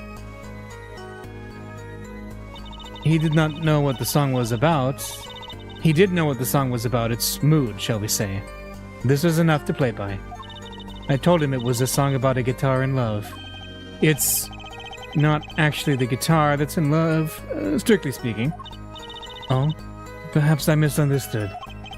No, not really. Yours is also a valid interpretation. Okay. No, it's my fault. I'm too used to singing in Borginian. It is much easier than trying to understand these English lyrics. Yay, I knew he was innocent. I believe he is too, Trucy. I do. What's wrong, Apollo? You got a tummy ache or something? Something's hidden in that testimony. If it's the truth, I'll find it. Well, the bracelet's active, and the one that stood out to me is the lyrics are English, he doesn't understand them. So I'm gonna check something here.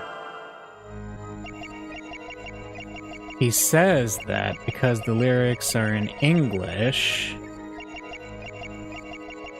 Oh! Yep. His eyes are, looking around. Shifty.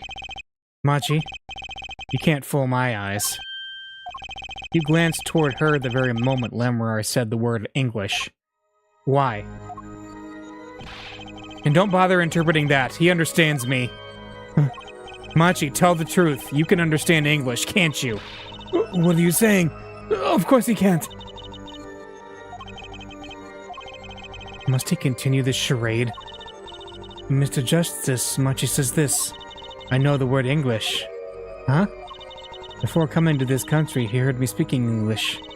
He learned the name for this language. That is all. What? Give me a break! Is that such an unusual word to understand? Do you not know Espanol, for instance? Well, yeah, but... I am sorry, but he truly does not understand your language. Well, then explain this! How does he know the crime followed the lyrics? Have you always been such a suspicious-minded lad? It is simple. So simple it hardly requires an explanation. He read about it in the newspaper. The newspaper? The Borginian Daily Bugle. Aha! You can buy it in this country these days, you know. They have already begun to report about this case in our homeland. That's wrong. I was right. What is wrong, Mr. Justice? Your eyes, they're quite fierce all of a sudden. Machi is lying. Maybe it's time to show them proof that he's lying. The Borginian newspaper. I have here a Borginian newspaper. The Borginian Daily Bugle, as a matter of fact. Oh, indeed, there is a feature article about the case. Could you read this for me, Machi? That's right. It doesn't mention the lyrics. What? What is this all about? I'm sorry, Machi. You couldn't have read about the lyrics in a Borginian newspaper.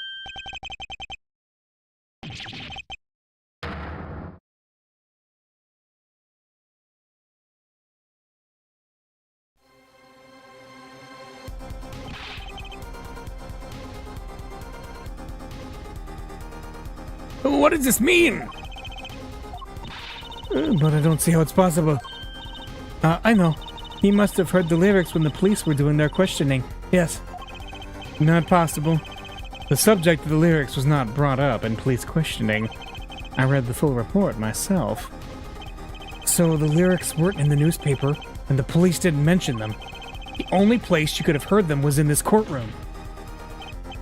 In English, no less. The witness will explain himself. Machi says... He says... Yes? It is true, I read the newspaper. But this is not where I learned of the lyrics. I was mistaken. Now I remember. You remember? He says he heard of the lyrics from me. What? Is this true, Lamera? Yes, I'm afraid I had forgotten it myself. Then it looks like Herr Forehead's been jumping to conclusions again. It seems so, yes. No. I was onto something, I know it. I can't let this chance slip away. Time is an issue today, Mr. Justice. Are you finished with this cross-examination? What are you gonna do, Apollo? If I'm gonna keep on cross-examining, I'd better have an angle of attack. Or else. My bracelet's still reacting. Your Honor, please allow me to continue. If you must, you must. Very well. Witness? I understand. It was I who explained the crime that followed the song. Is it because the lyrics are in English he doesn't fully understand? Okay. Hang on. Alright, wait a minute.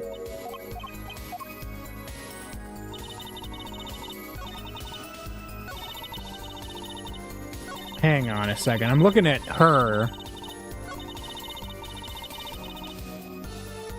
Let's do a perceive.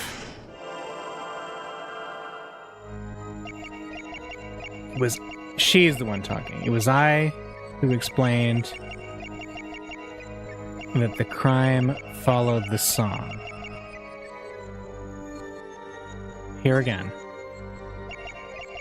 Oh, it was she swallowed there. It was I who explained. Lemurar, I'm currently cross-examining Machi. Why should you be uncertain? Me? Uncertain? Yes, you swallowed the very moment you told the court. It was I who explained.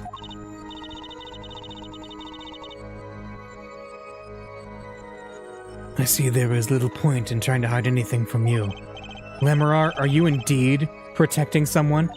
That is not a question with a simple answer. To tell the truth, I do not believe it myself. Then allow me to answer for you. Lemurar, you're protecting... Machi, right? Hello? Lemurar, you're protecting Machi. That's why you lied and told us that you had explained how the crime followed the song. I don't fault you for trying to help, but this is not the way. Machi, I believe you didn't do it, really, I trust you. But you've lied to us twice! And now you have Lemurar lying on your behalf. If this is going to work, you have to trust me too. Your two lies cover a simple truth. You understand English. You have to. Ah!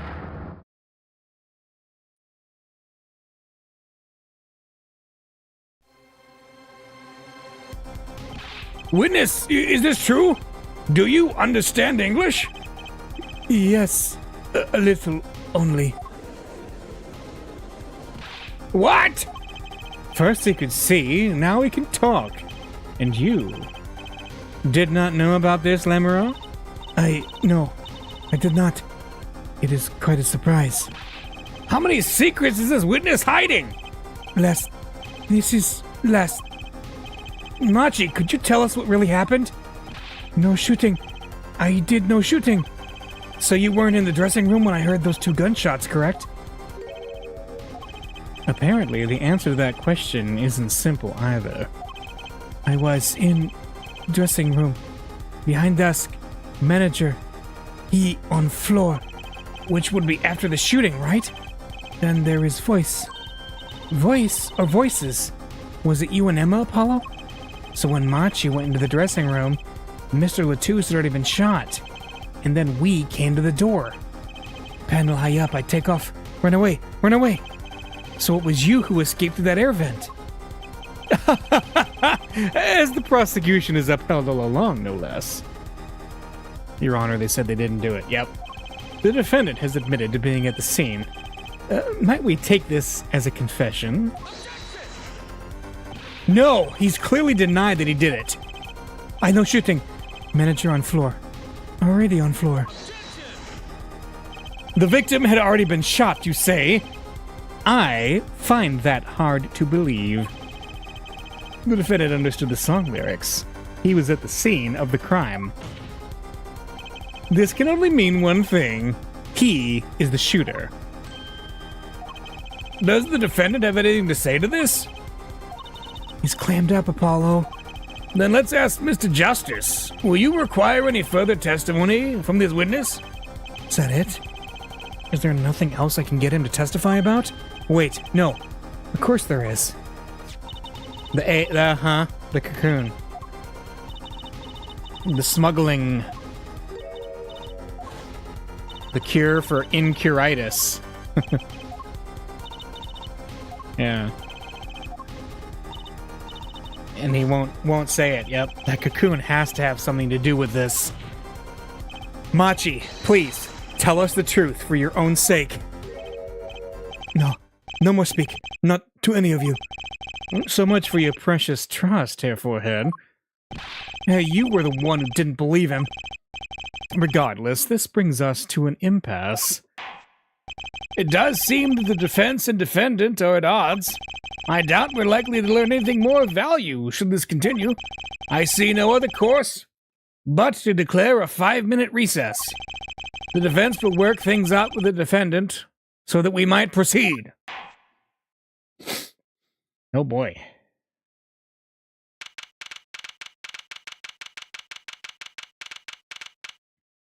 July 10th, 11:23 a.m. District Court, Defendant Lobby number 2.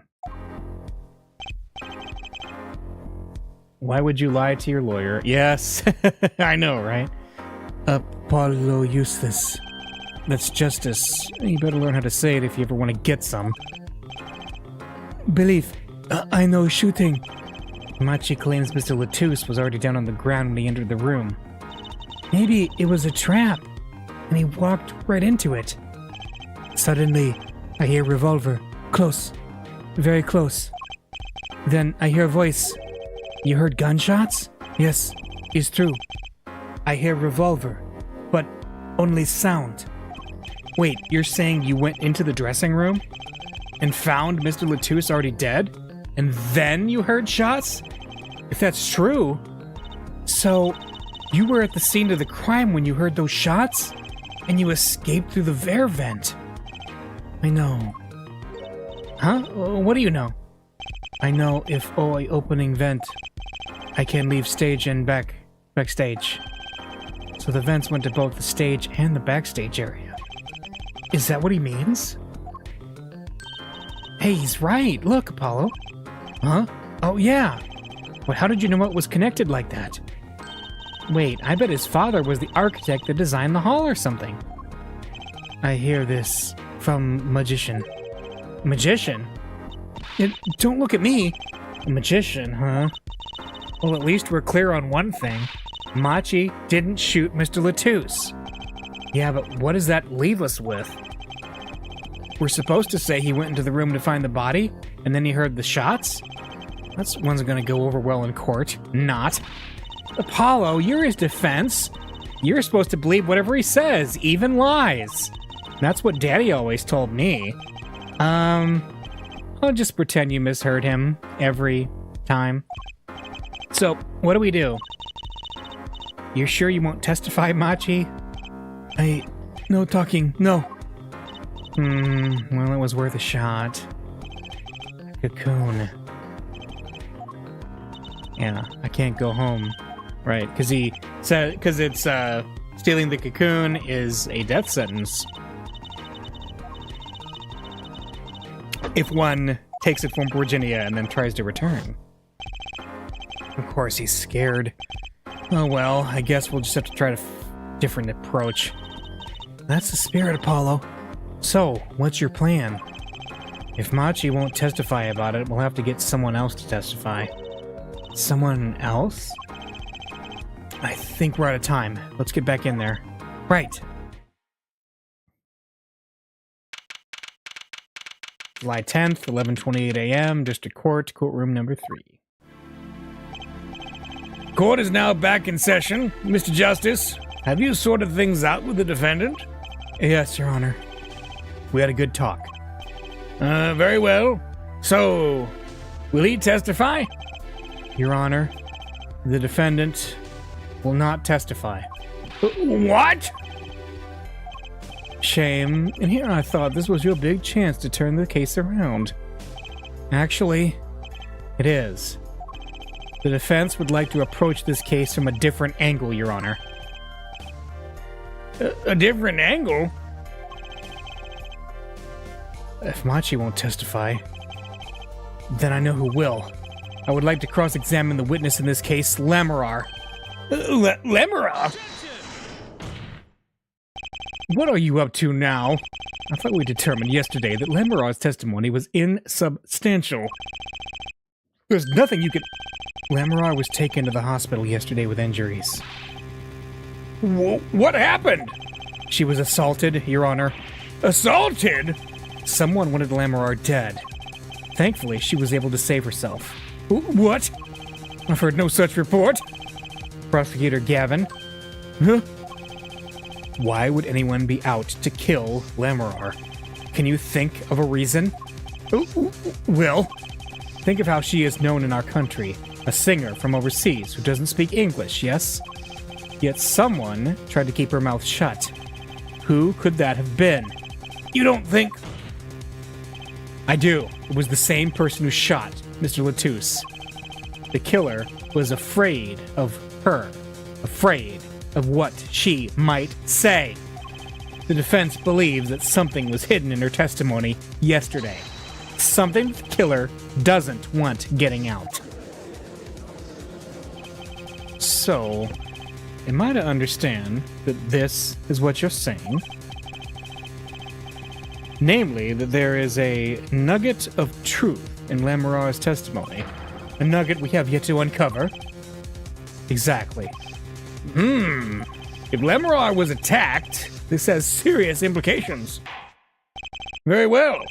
There were some vague points in her testimony during yesterday's trial. Perhaps we did not inquire as deeply as we might have into some. The court will hear Lamorar's testimony once more.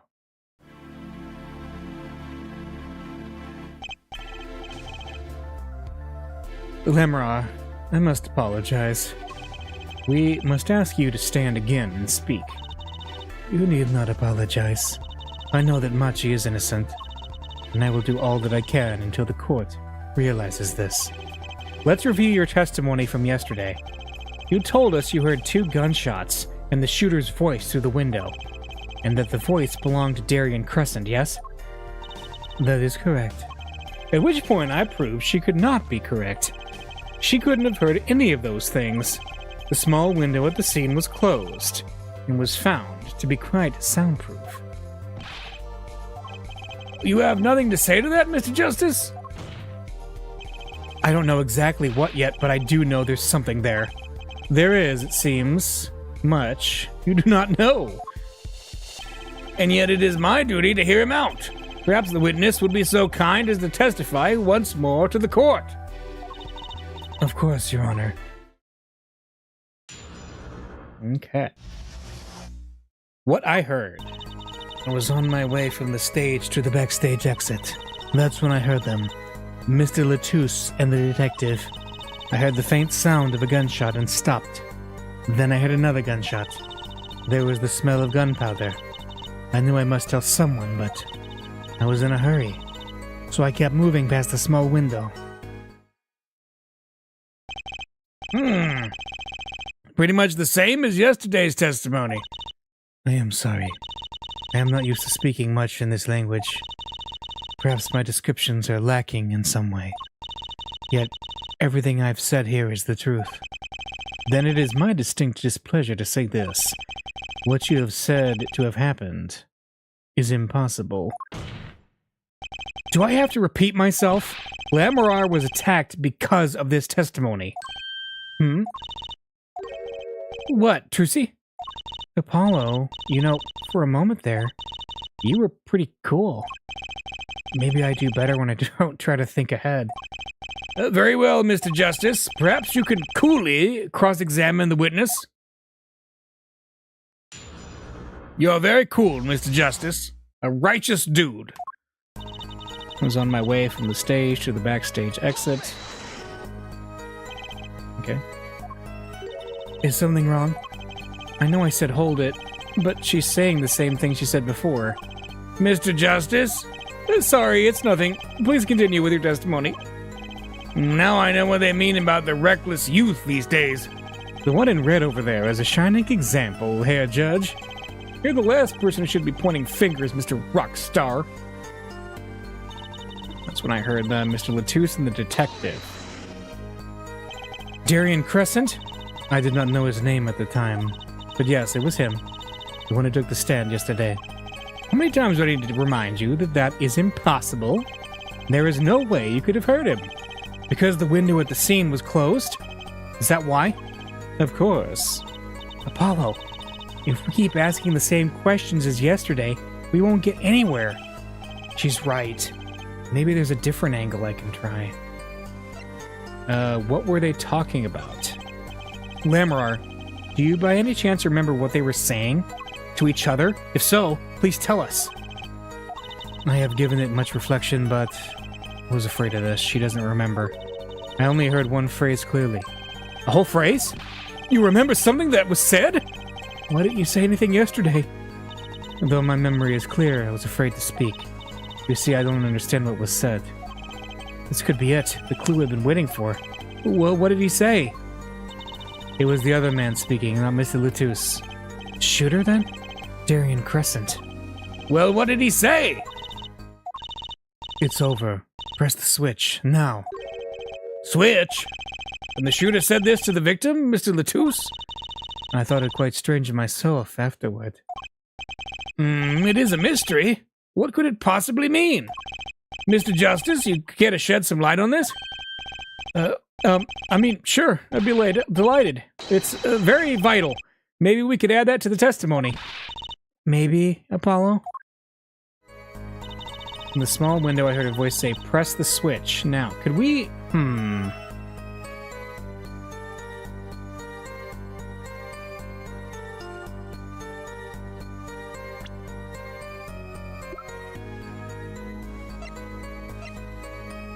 This, right? Because they called this a switch when we first found it. Could I present this here? Let's see. Yeah! Press the switch. There's only one key that can unlock the mystery of those words. Oh? Yet there was nothing at the scene that could be called a switch. Save the lights. True, there wasn't a switch at the scene, but it just so happens I have a switch right here. That certainly does look like a switch, doesn't it? Problem is, this was found not at the scene of the crime, but on the stage. The stage? Where the concert was held, yes. This was found hidden there. On the stage? Are you claiming that the voice Lamarar heard was of someone commanding another to press this switch? It's a possibility. Oh, Herr Forehead? I'd call that an impossibility. Why? It's hardly necessary for me to remind the court of the layout of the concert forum. The stage is quite far from Lamarar's dressing room. Not to mention that the Governors were in the middle of a concert on said stage. We aren't known for being a quiet band. You could shout all you wanted and not be heard. The detective's voice was loud, but certainly not a shout. So, too, have Herr Forehead's cries of possibility fallen far short of being heard. Sorry, but he wouldn't have needed to shout. Excuse me? You heard what I said? Or do you need me to shout it out for you? It would have been quite simple to be heard on the stage from that dressing room. Oh wait, you like evidence, don't you? How about this? Using this, it would be easy to get a message to someone on stage from the dressing room. I know exactly what you mean, the headset. Prosecutor Gavin, perhaps you're familiar with this. Why, that's... What? What is it? Is that some kind of newfangled phone they invented while I wasn't looking? This is a type of transmitter, a communications device. Communications? Device? From what I've heard that night, everyone on stage was wearing one of these. Isn't that right, Prosecutor Gavin? Yes, actually. They're for talking between band members. We all had one on. So you admit that if you were wearing one of these, talking from the backstage to the stage would be simple. True, but wait. Those send out an electronic signal. To avoid interference with the audio systems, their range is quite limited. Lamarar said it was about 30 feet, right? Look at this cross-section diagram of the concert forum. Ah, exactly. The walk from the stage to the backstage seems far, but the direct distance is less than 30 feet. That can't be! So, when Lamarar heard the shooter's voice, he could have been talking to someone on stage? You're claiming this is the switch in question? Why did it have to be on the stage at the time? It could be placed in a pocket and carried anywhere. Someone could have hit it on the stage after the fact. Hey, he's got a point.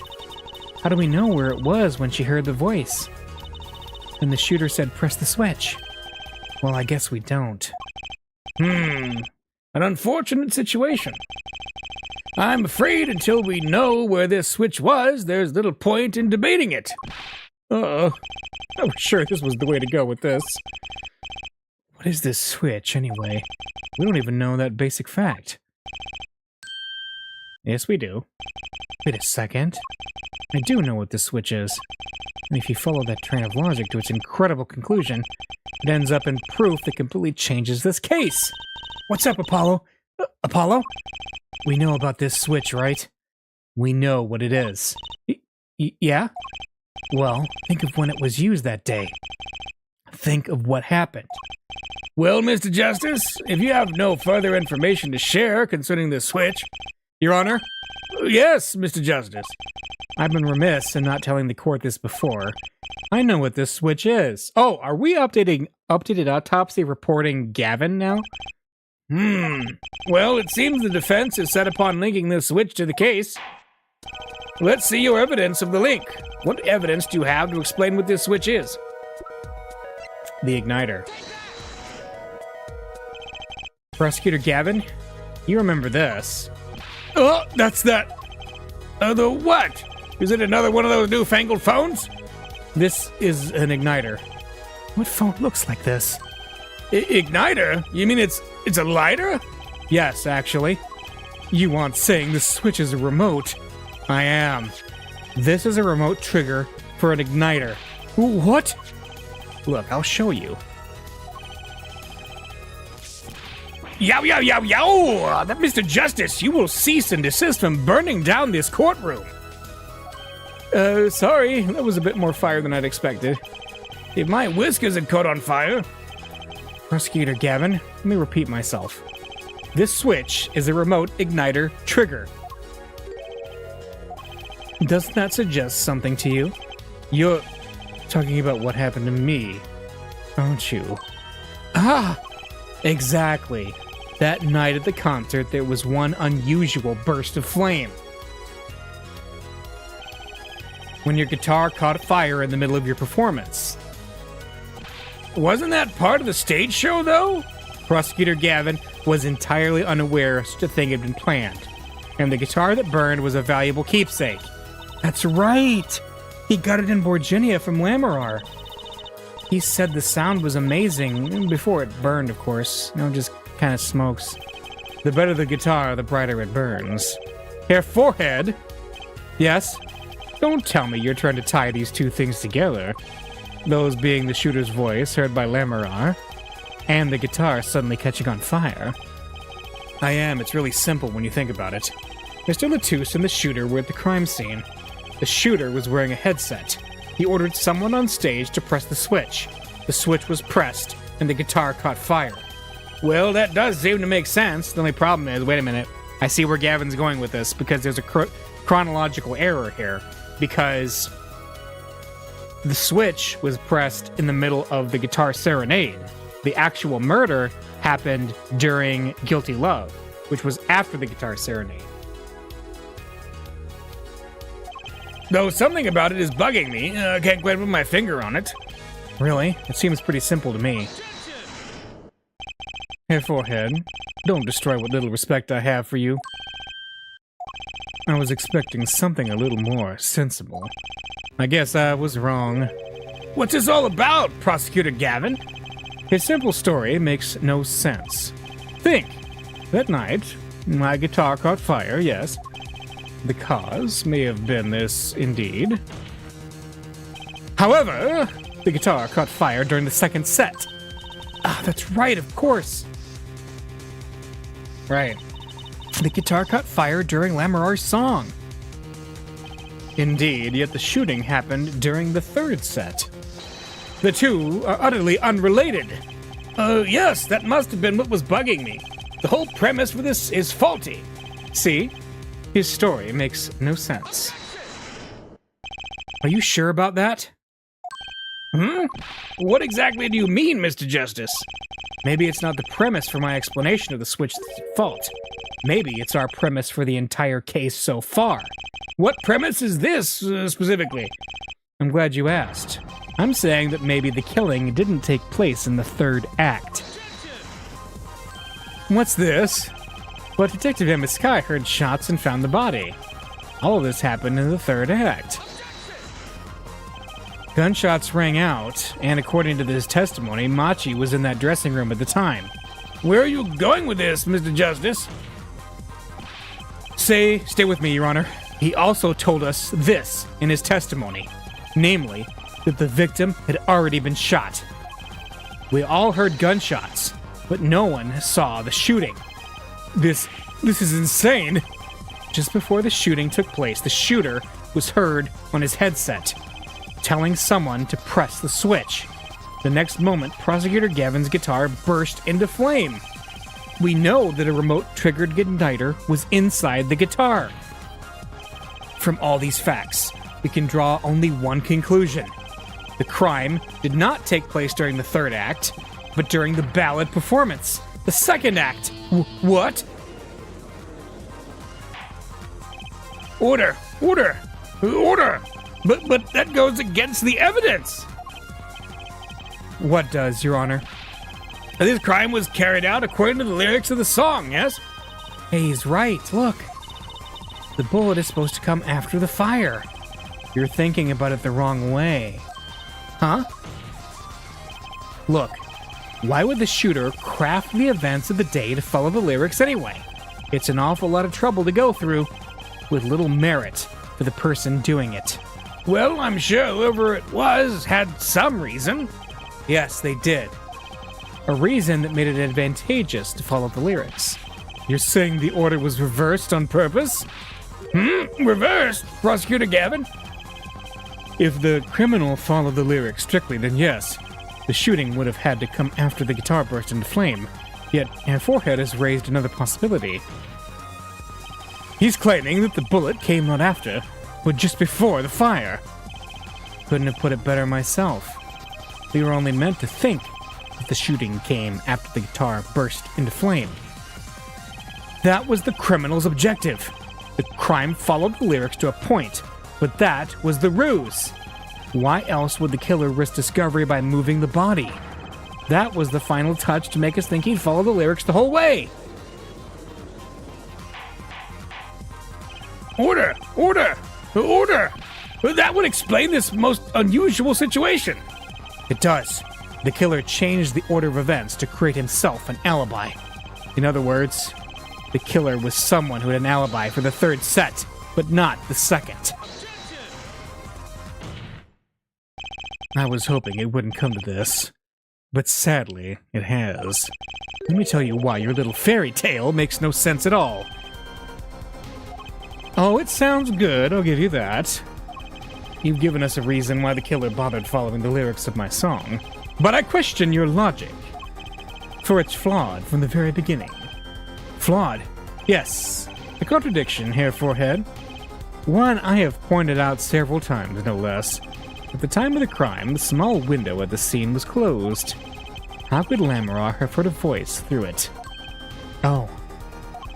I know that you would like to divert our attention from this critical fact, but you're basing your entire line of reasoning on a false premise. Right.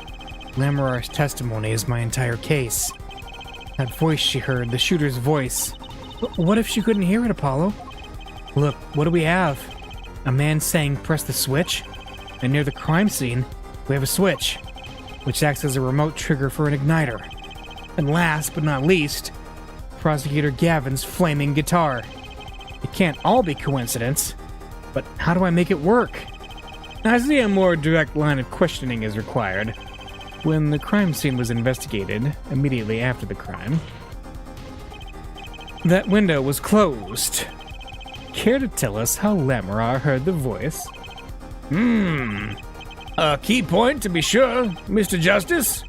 Can you explain this to the court? Okay, Justice, you've got one thing to prove and one thing only.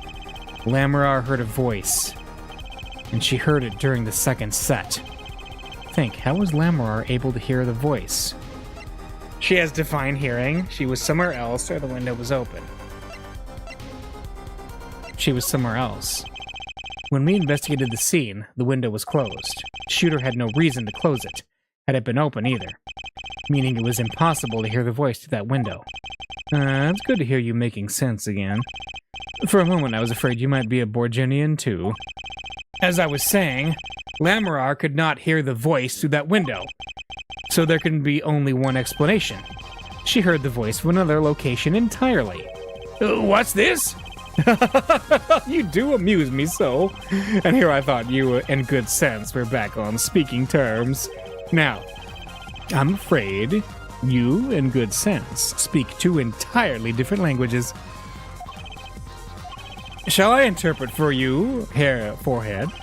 Lamorar clearly stated she heard the voice through that small window, and there was only one small window at the scene. Are you sure? Think about it. Isn't there another small window at the scene? There is? I know that look. He wants us to ask him.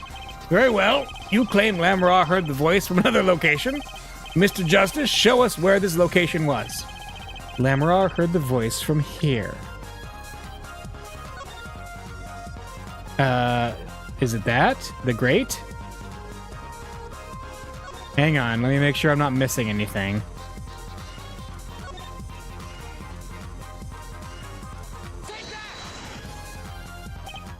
This is where Lamorar heard that voice from. But that's no small window. That's the air vent. What did she tell us? She said she's a Borginian, unfamiliar with our language. It's not a stretch to imagine she called this air vent a small window. Now you've done it. You've gone beyond ridiculous and into ludicrous. So Lamorar was up in the ventilation system listening to this man's voice? That's the only logical explanation, yes. Logical? I do not think this word means what you think it means, Herr Forehead. You keep using that word. Okay, what about it isn't logical? Ha! It hardly merits saying. Why would Lamorar be in the ventilation system? Hiding like a rat. No offense intended to her, of course. The explanation for that is simple, Prosecutor Gavin. Isn't it, Lamorar? Huh? You have been listening to our discussion here, yes? Yes. I admit it's had me quite confused since yesterday. Yes, the small window was closed. But why should that mean I could not hear through it? I feared our prosecutor might himself need an interpreter. The problem here is words. Lamorar, this small window through which you heard the voice. Was it up high on the ceiling of the room? Not low on a wall? Yes, it was up on the ceiling. What?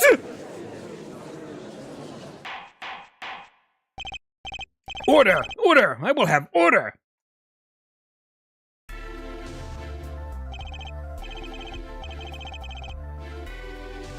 Witness, you will clarify this statement to the court.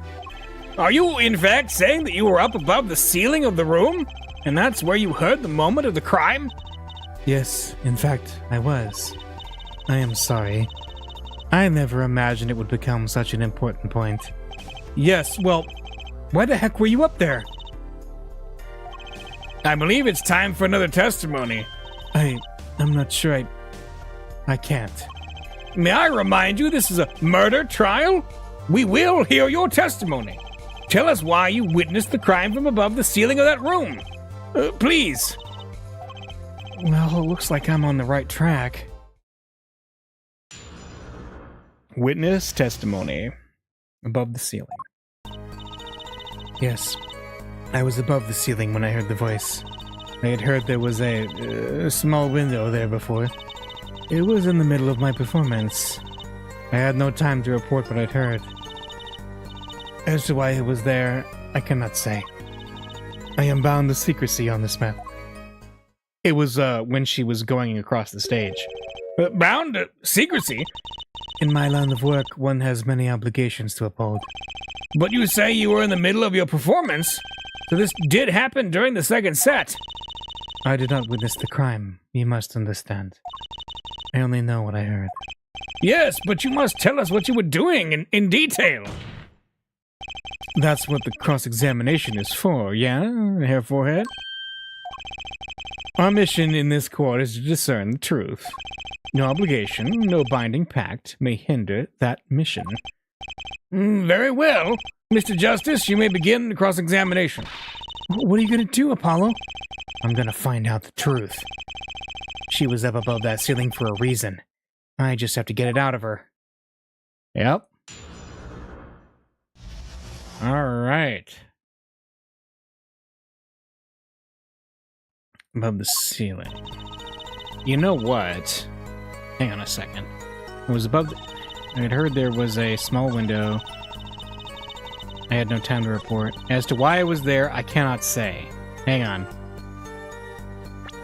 Hang on. Can we just circumvent this? I think presenting the videotape here is going to do it, because this is her teleportation thing. We know it's why she was there. Let's see. Yeah. Lamorar, truth be told, the reason for your presence above that ceiling is quite clear, especially when you consider what happened during your performance. What happened? Yes, it's all right here on this video. Yep.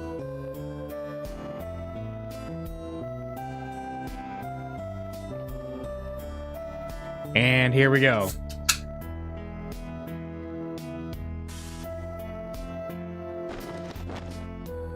So she disappears,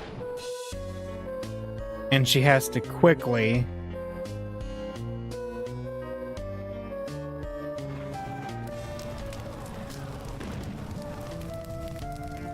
and goes over there.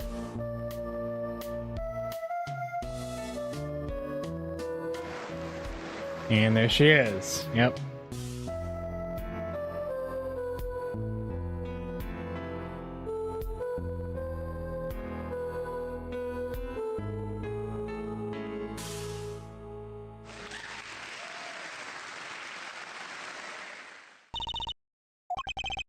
As we can see, Lamorar was clearly not on stage for her entire performance. Ah! Though it saddens me to be so realistic, Lamorar is incapable of actually vanishing, let alone teleportation. So the only explanation is that she was hidden from view, and during that time, she moved to the back of the forum. Apollo! What, Trucy? It's not nice to reveal a magician's secrets, and it's against the rules. But I'm a lawyer. I'm not supposed to be nice. This is all very fascinating, but how is it possible? There's only 20 seconds between when she disappears and reappears. She couldn't have moved that fast. Is something wrong, Prosecutor Gavin? This was his concert, his show. He knows how the illusion was performed. Aha! He's just realizing his own oversight. Let's look at the cross-section diagram again. Here we can trace a route through the ceiling. It goes from the stage, through the backstage, to the rear of the forum. Ah! Recall Lamorar's testimony from yesterday. I was on my way from the stage to the backstage exit. There was something like a little window there. That's how I saw it. Yep. She went from the stage to the backstage exit. A perfect description of this route above the ceiling. Lamorar knew of this because of her part in the illusion, but she wasn't the only one who knew. What? Just now in the lobby, Machi told me something. He knows, yeah, he can leave. So Machi knew about the trick too. He said that? Oh, were you not informed, Prosecutor Gavin? I knew about the Vanishing Act, of course. Yet, I had no idea of the route that would be used. Why didn't that magician tell me? Magicians only reveal details of their acts on a need-to-know basis. They're the bread and butter of a magician's life, you know. Which is why he bound Lamorar to secrecy. Well, Lamorar? I am impressed, Mr. Attorney. Machi was right about you. So, what does this mean? Are you saying you used this route above the ceiling? I did. Well, that's that, but I'm still a little confused. Why is that, Your Honor? Or as I said before,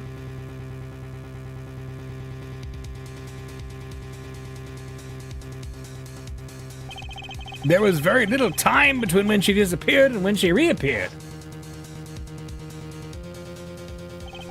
20 seconds tops. How could she do it so fast? Especially if she stopped to hear the shooter's voice.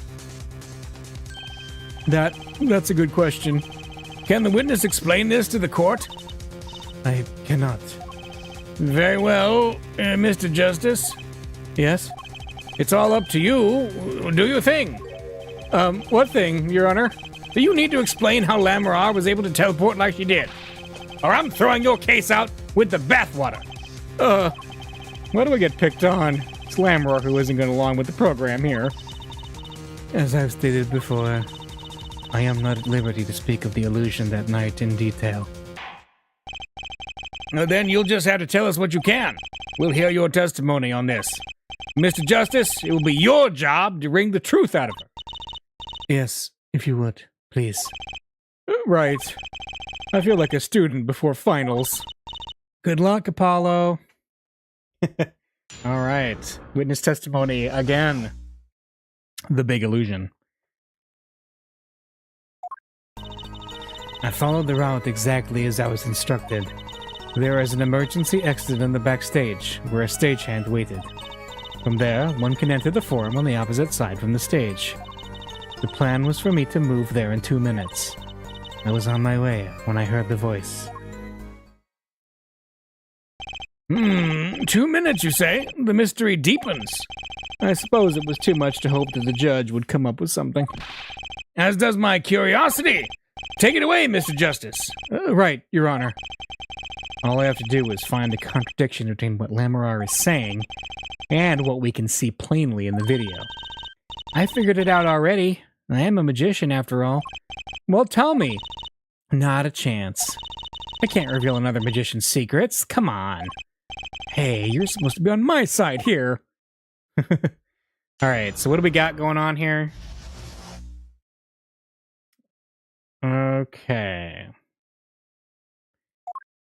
So I followed the route exactly as I was instructed. There was an emergency exit in the backstage where a stagehand waited. From there, one can enter the forum on the opposite side of the stage. The plan was for me to move there in 2 minutes. I was on my way when I heard the voice. 2 minutes? That's really weird. But let's just go through pressing. How did you proceed along this route? How? Why, I walked.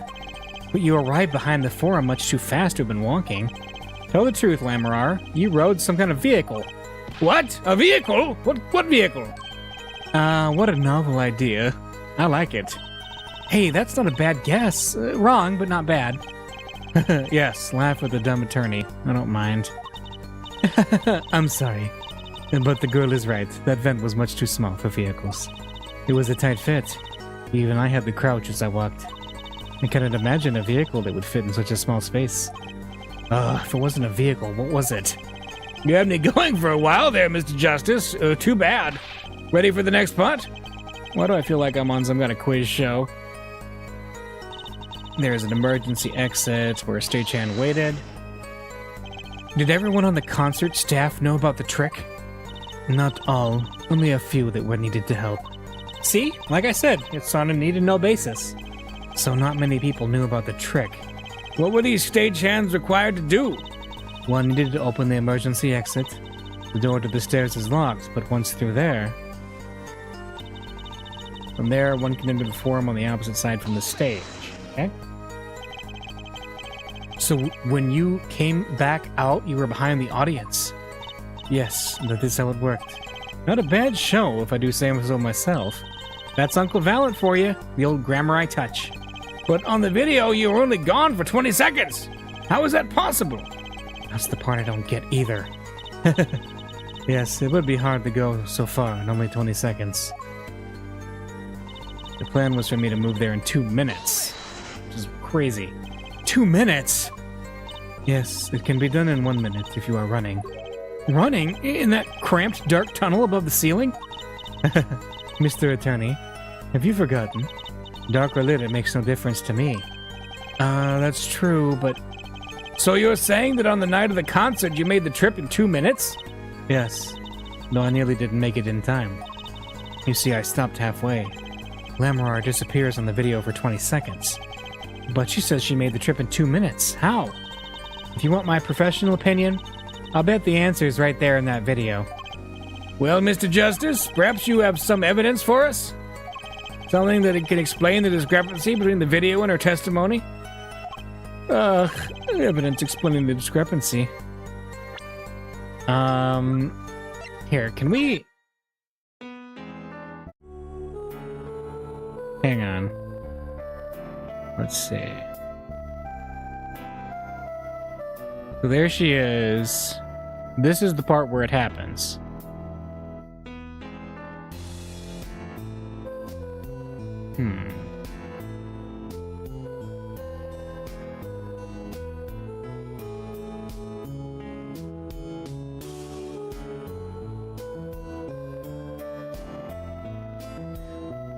I'm theorizing somehow that even before this... Yeah, when he threw that...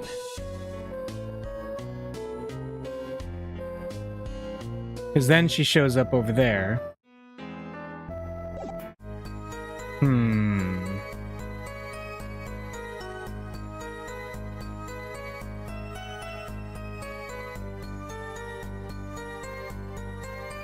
I'm wondering if there was like a body double, maybe?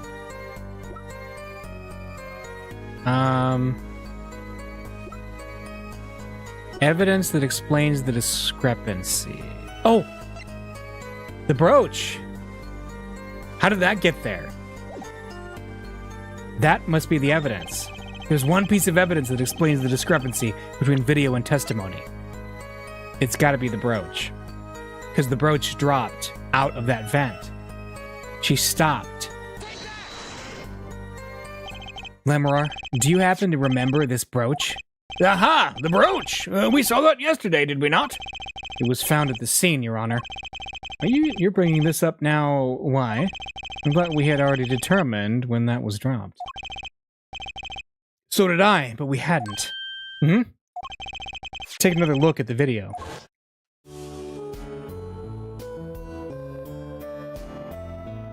She's wearing it there. Oh, is she not wearing it when she pops back up?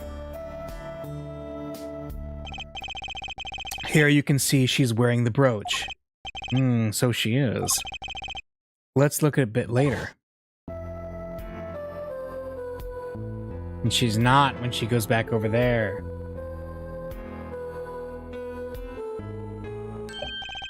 What? The brooch? It's gone!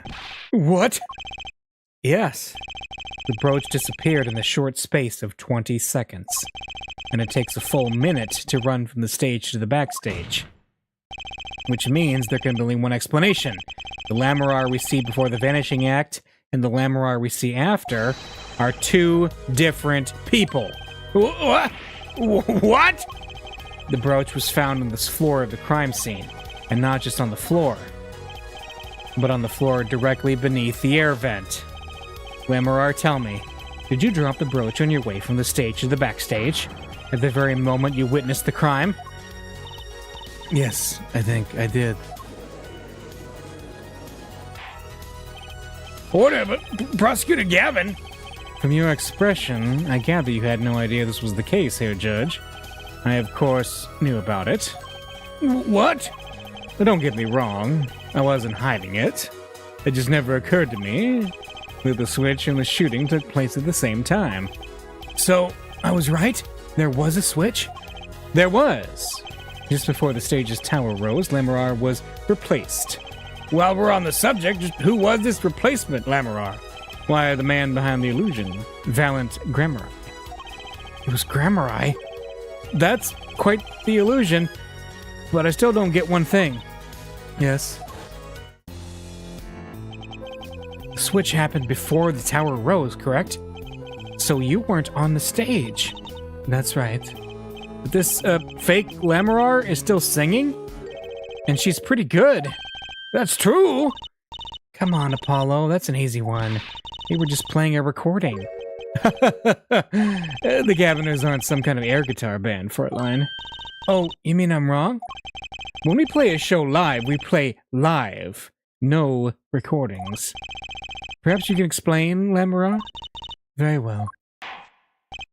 Yes, do tell and add it to your testimony. I had to keep singing even while I was moving. Oh.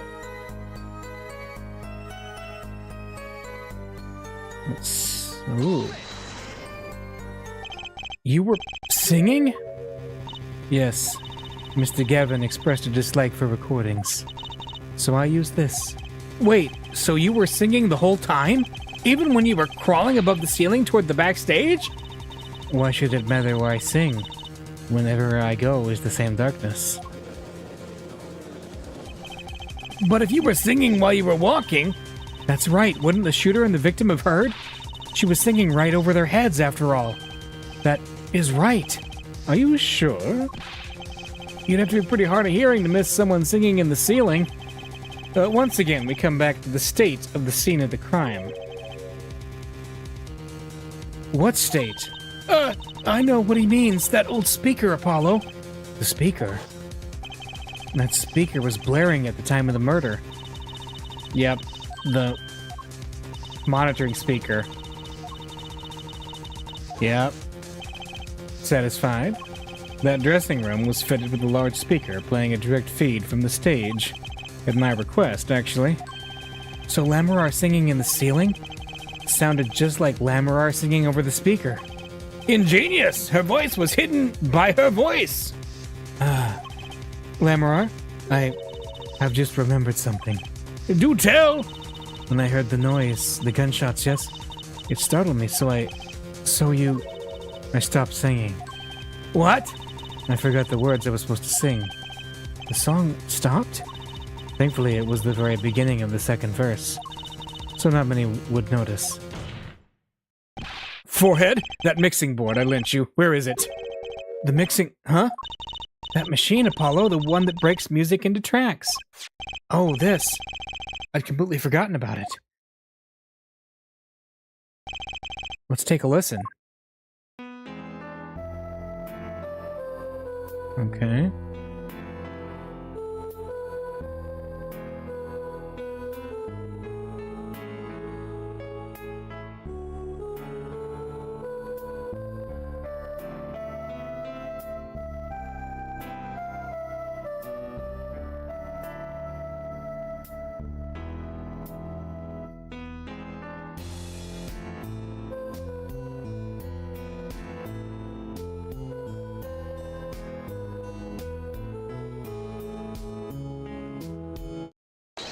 The song does stop there.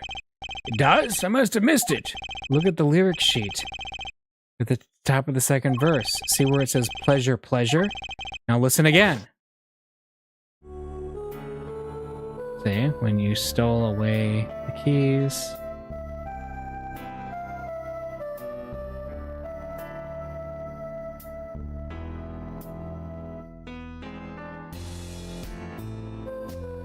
Yeah, it's just once.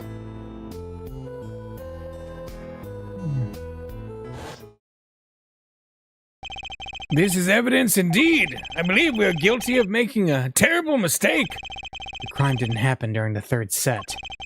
It happened during the second. during Lamarar's ballad. If that's true, then no one on stage during the second set could have been the shooter. Which means that Darien Crescent could have done it. He wasn't on stage for the second set. Well, Prosecutor Gavin, fascinating. I don't believe I've ever seen a trial turned around quite so thoroughly. Yet one problem remains. What's that, Prosecutor Gavin? Your forehead's theory does have a certain kind of logic to it. Yet it is entirely based upon Lamarar's testimony. Yes? Is there a problem with this? Well, it's quite simple, though it pains me to say it. What if she's lying to protect the defendant? But you have no proof. All I'm saying is that the truth is as yet unclear. Until we hear directly from the man himself. The man? You don't mean... Yes. Though he is a friend and band member, Darien Crescent must take the stand. I see no other way. As someone with a new perspective on the case? As a suspect, to be frank. Finally, the rat's coming out of his hole, and I'm ready to catch him. Darien Crescent, get ready for justice. This is as good a time as any to pause for a brief recess. The prosecution will summon the witness. Have him here and ready by the time we begin. I'm the last man who needs to be reminded of what his duties are.